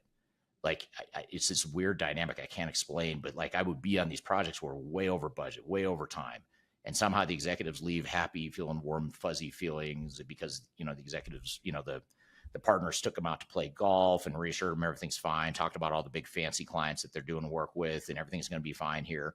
And they just end up going along with it until they don't. And then they get, the executive gets fired, and then the next executive comes in. The same thing happens with the same partners at the same firm. So it's a strange dynamic. And I think that's a big part of it it's just human psychology and organizational psychology. As far as why people don't challenge it, I think it's a learned helplessness, especially on tech projects, because, you know, if you're hiring a big consultancy for their expertise in SAP or AI or whatever it is, you're not the expert in it. They are. So you're going to trust them. It's sort of like going to your doctor. You know, if your doctor tells you, you know, you have cancer or you need a knee replacement or whatever, you know, a lot of people just won't ask questions. They'll say, "Oh, that sucks. How'd that happen?" You know, and they won't ask to see the MRI. They won't ask to see the test results, but because you trust the doctor, right? And I think that's a lot of the dynamic you see with big consulting firms as well. They're the experts. They told us we need to spend $20 million on this project, so I'm not really going to ask questions. And in many cases, I'm not even going to go look for options because I feel safe that this company is best suited to help me, especially if I'm a big organization. So those are some of my opinions. I'd love to hear the audience's feedback on that too. If you've worked with or for a big consulting firm or any consulting firm for that matter, I'd be curious to hear what the audience thinks as far as some of those whys. You know, why is this stuff happening? Yeah, absolutely. But such a great conversation as always with you and Khalid today. Yeah, it was fun. It's always fun to have him on, and I'm sure we'll have him on again at some point in the near future. And yeah, we've got one more segment we want to get to that's somewhat related to what Khalid and I were just talking about, and this is how to cut through the ERP AI hype. So what we're going to do is we're going to roll you this clip, play the clip for you. It's from my YouTube channel, recently published, talking about the difference between the hype of AI in the ERP world versus the reality of it. And we'll talk about the deep, dark secrets that the ERP vendors don't want you to know. So let's roll the clip and we'll come back and talk about it. One of the common things we're hearing from clients right now is this dilemma between needing to replace their ERP software, needing to leverage or wanting to leverage AI software, and figuring out how those two technologies can potentially coexist. So what I want to do today is talk about the reality of where we stand here in 2025 with the world of AI and ERP together. And I also want to expose some of the myths and some of the things that vendors don't want you to hear. So be sure to stay tuned to the end of the video because I'll share the things about AI that software vendors don't want you to know.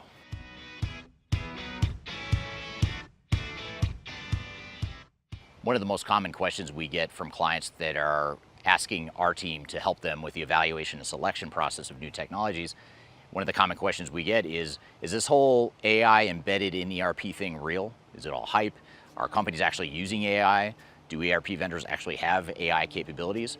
And the answer is sort of. It's sort of a mixed bag. And so what I want to do is talk a little bit about where we're starting to see some traction and valid use cases of clients actually using AI in their businesses and in their ERP environments. I think if I were to summarize, I'd say that the most common low-hanging fruit that we're seeing right now is using AI in an ERP setting where there's high volumes of data and or high volumes of transactions and or high volumes of analysis required. So if you think about something like a manufacturer that needs to run an MRP, material resource plan, to figure out what raw materials to buy and when, how to get it to their shop floor at the right time so that they can produce and manufacture the products that their customers want when they want them. There's a lot of work that goes into that. And ERP software providers and ERP systems have historically struggled with that entire function because there's so much data that needs to be considered both internally to the organization and externally as well. We're also seeing AI being used in situations where you might have finance closes or really manual processes around a financial period end close. When you think about quoting proposals for a sales rep, that's another area where AI can help streamline and speed up some of those processes. And then in supply chain management, with complex global supply chains and tariffs and trade wars and physical wars and geopolitical issues throughout the world, managing supply chains is becoming a lot more complex than it used to be, and it requires a lot of knowledge, a lot of data that no one human can process themselves. And that's another area where AI is starting to really make a difference and make a dent in the use of ERP systems. But I think the biggest area that we're seeing AI have an impact with ERP systems is on the user interface side. And this is something that a lot of people don't talk about. We talk about how AI can be generative and create analysis or create master data or help complete transactions and things of that nature. But where we really see a lot of low-hanging fruit is just on the user interface side. You have these old clunky ERP systems that people are used to using. Now you've got AI prompts that you can just simply ask the system to provide whatever information you want. You think about your people in your organization and how often they have to go dig up information and figure out how to run or build a report to get the information they want. AI is largely taking a lot of that away to where you can just converse with AI and get the information you need. So that's probably the biggest impact we're seeing in the short term is on the user interface side of things. So these are just a few examples of how we're seeing AI in use, but what I want to do next is talk about the impact it's having to businesses, because there is a dark side of AI that a lot of us aren't talking about right now.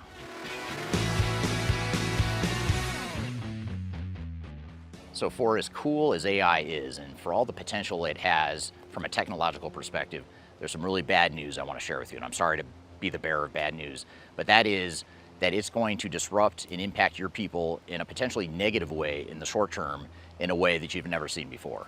And the reason we're starting to see signs of this is because even though AI has a lot of potential, it's also very disruptive. It's going to change and completely transform people's jobs in ways that may create a lot of anxiety. So let me give you an example, an actual use case of how people's jobs are being impacted by AI. I mentioned before how AI is automating and streamlining a lot of processes. You have people within your organization, I imagine, that have grown up and become accustomed to using complicated spreadsheets and going out and finding data and really thriving in your business with the use of heroics. They've got tribal knowledge and brute force that they can use to power through, and despite not having access or easy access to data, despite not having great tools, they've been able to create that spreadsheet or that workflow that only they know that's gonna allow them to do what they need to do with the organization. And it's made those people highly valuable in your organization. Ask yourself this, do you have anyone in your organization that you just wouldn't want to lose? Not just because they're good people and you don't want to lose anyone, but because they know so much in their head about a certain process and they're sort of a single point of failure within the organization. Now, from a business perspective and a leadership perspective, you think one way to mitigate that risk is to put in automation and tools that reduce our dependency on that one person. And that probably is the right answer from a business perspective. But if you're that person that's affected, you are going to be highly threatened by that. Now, all of a sudden, instead of me seeing this as a positive because my job is getting easier, I'm starting to see this as a threat, because now the organization isn't going to value me as much potentially, and they're not going to commend me for my heroics and my tribal knowledge and all the things I do despite my crappy technology. Now, all of a sudden, I'm not as valuable to the organization. And that's a real fear that we're starting to see a lot of. Not only that, but a lot of people grew up in a time in the 80s, especially like myself, you're used to viewing robots and artificial intelligence and technology in general a little apprehensively. It's almost like we don't trust robots and we don't trust AI. And that's a real thing. People might be excited on the surface about what AI can do, but underneath it all, they are going to be more threatened and more disrupted by AI in ways that we've never seen before. Implementing an ERP system and the changes involved with that are nothing compared to what people are about to experience with AI. And if you're implementing both ERP with AI, now all of a sudden you've just magnified exponentially the impact to the organization. You've increased the opportunities and the likelihood of change resistance, and you've created a lot of fear, uncertainty, doubt, and in some cases panic and chaos within organizations that's going to make these implementations very difficult. And this is why change management is so important. This is good news perhaps for change management practitioners and people that value and are good at change management. But for those of you that aren't good at change management, or if you don't like it, you're going to want to get very good at change management, because you're going to need a lot of it, even more than you ever have in the past with past ERP implementations. You're going to need a ton of change management now to be successful. So not only is change management more important than ever, but next I want to share with you a dark secret that the ERP vendors don't want you to know. So here's what ERP software vendors don't want you to know. If you're a software vendor, you work for one, I'd stop watching right now. And if you are about to buy or deploy ERP software, for sure keep watching. And that dirty little secret is that you don't have to upgrade your ERP system to get all these AI capabilities that I'm talking about in this video. You don't have to rip out SAP's ECC and put in S/4HANA. You don't have to rip out Microsoft Dynamics and replace it with Microsoft D365 just to get AI capabilities. The vendors will try to convince you to do that. SAP, for example, won't really let you get the full AI capabilities that they've developed unless you've upgraded to S/4HANA. But you don't have to upgrade to S/4HANA. You can use your legacy systems and still use AI incrementally and get some value immediately And that's the secret they don't want you to know. There are a ton of upstart AI providers that are tech agnostic that will operate with other ERP systems, including old on-premise ERP systems. You don't have to be on the newest, sexiest cloud version of a software to get the value out of AI. You do, however, need to have somewhat up-to-date systems. If you're running off an old mainframe, it's probably going to be a little more difficult to leverage AI in that setting.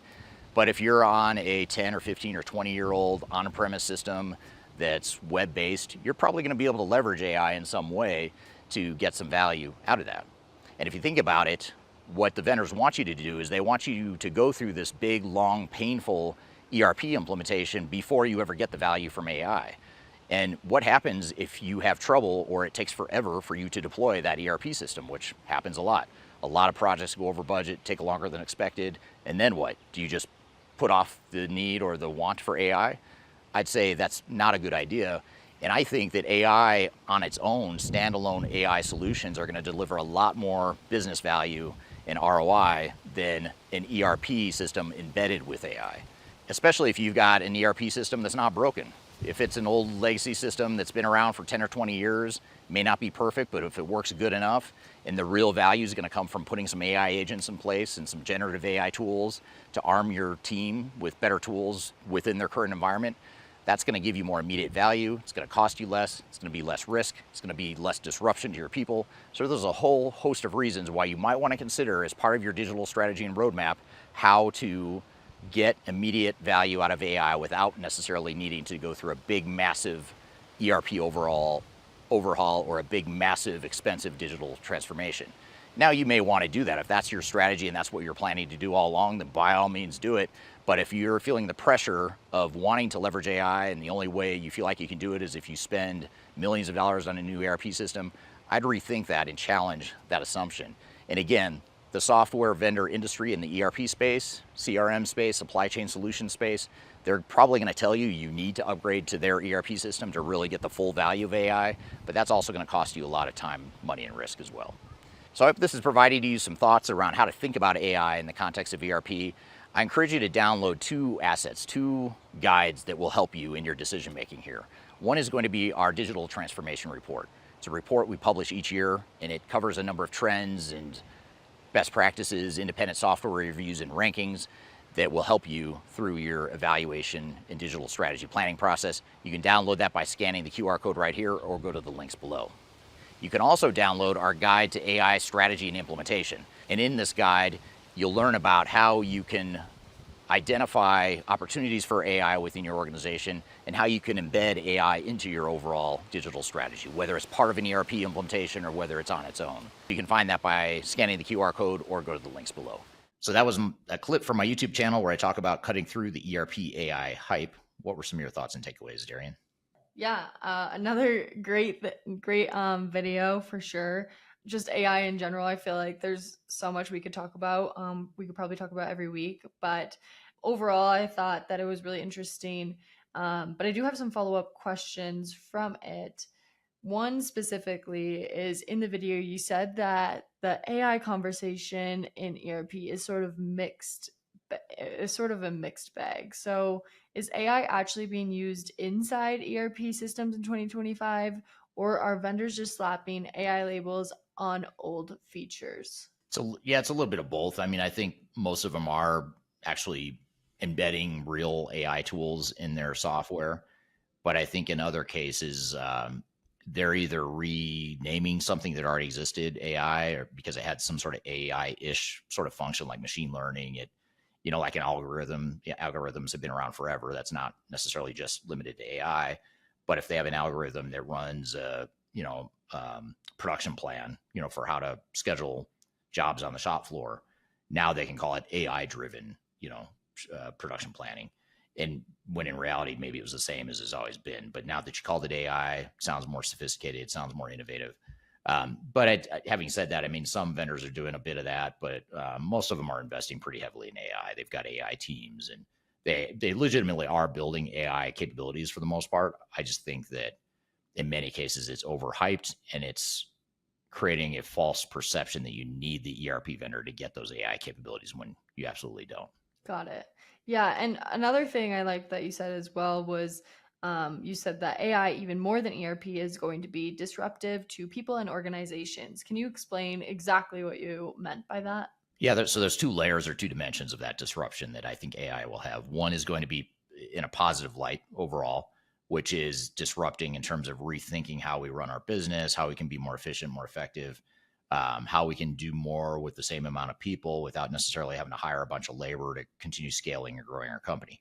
So that is one disruption on the positive side.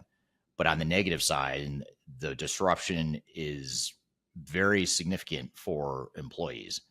And they may be excited about ChatGPT. They may use AI in their personal lives, and they may even support the business using more AI. But once you start disrupting and creating chaos with what my job is going to look like, that's where there's negative disruption. Now people are confused. They don't understand how their job is going to matter anymore. Is it going to matter anymore? What's my value going to be? What am I going to do with my time if AI is doing part of the job for me? Is AI going to take my job? There's just so many questions that it creates that a lot of companies don't have answers for. And when the leadership doesn't have the right answer, they're not going to be able to calm down the troops. And you need to clarify that. You need to take that time up front to understand, how is Darian's job going to change? What's it going to look like? What's she going to do? What's her value proposition going forward now that we're, maybe automating some of her job or using AI to do some of her job that she would have done in the past? So we have to create that clarity for ourselves so that we can make you feel better, and all the other employees are going to be affected by it. We have to do that, or else it's just that negative disruption will ensure that you never get to the positive disruption that you're looking for. Yeah, absolutely. And I feel like that with this all being so new, that's definitely something that can get underestimated in organizations right now. One last question. One part that probably made a few software vendors squirm when you said companies don't need to upgrade their ERP to get real AI value. I know we've talked about this throughout the podcast, but can you just explain the pitch from vendors that is, you want AI, cool, spend millions on a full upgrade first, but then you're saying no, actually there are lightweight bolt-on AI tools that can sit on top of what you already have. Can you maybe name some and just dive deeper into that? Yeah, just because it's top of mind, because we talked about it earlier in this episode, but three names that come to mind, or maybe I'll throw in a couple more. Palantir, Snowflake, Databricks, company called Rapid, which is it's spelled RAPPIT. It's sort of a low-code, no-code development platform that's meant to sit on top of other legacy systems. So those are just four examples there of tools that that are lighter. They do a lot of what an ERP system would do, but they don't require all the huge footprint and the chaos and the cost that goes along with a full-blown ERP system. Now, I will say, though, one caveat, I don't know how well I explained it in the video, or I don't recall how well I explained it in the video, but you do have to have good data. If you want to take advantage of AI, and if you've got this old crappy legacy system that has crappy data in it, it's not going to do you any good. You want to spend your time fixing that, upgrading it, whatever you need to do. So there are cases where it does make sense to upgrade your ERP system. Don't get me wrong. It's not like one size fits all. Don't replace your ERP system. But for a lot of you, especially those of you that maybe just went through an ERP implementation 10 years ago, maybe it feels like yesterday, but it's been a few years already. Maybe you're not that far outdated with your tech stack that you could just take advantage of some of these AI-driven tools and kick that problem down the road. Some would say that's short-sighted, but I don't think it's short-sighted at all to say we have better use of our resources to invest in something else right now. Maybe we would rather open a factory or open a new retail outlet or whatever it is, or hire more people, strategic hires that we want to make. Maybe that's a better use of your money than investing in an ERP system you may or may not need. So those are the types of questions, those objective questions you have to ask yourself and make sure you've got a clear value case for it. Yeah, absolutely. But what a great episode today. Audience, make sure you look in the description below if you want to check out the AI strategy guide and digital transformation report at Third Stage Consulting. Those would be great resources from today's episode for sure. Yeah, really good resources there. And check that in the show notes or the description field below. And thank you for being here today, Darian. Thank you to the audience for the great questions. Thanks to Khalid for being here today. And look forward to seeing you next week on the next episode of Transformation Ground Control. You can find new episodes and past episodes there. So be sure to check that out. And we'll look forward to seeing you next week. In the meantime, take care and have a great week. We'll see you soon.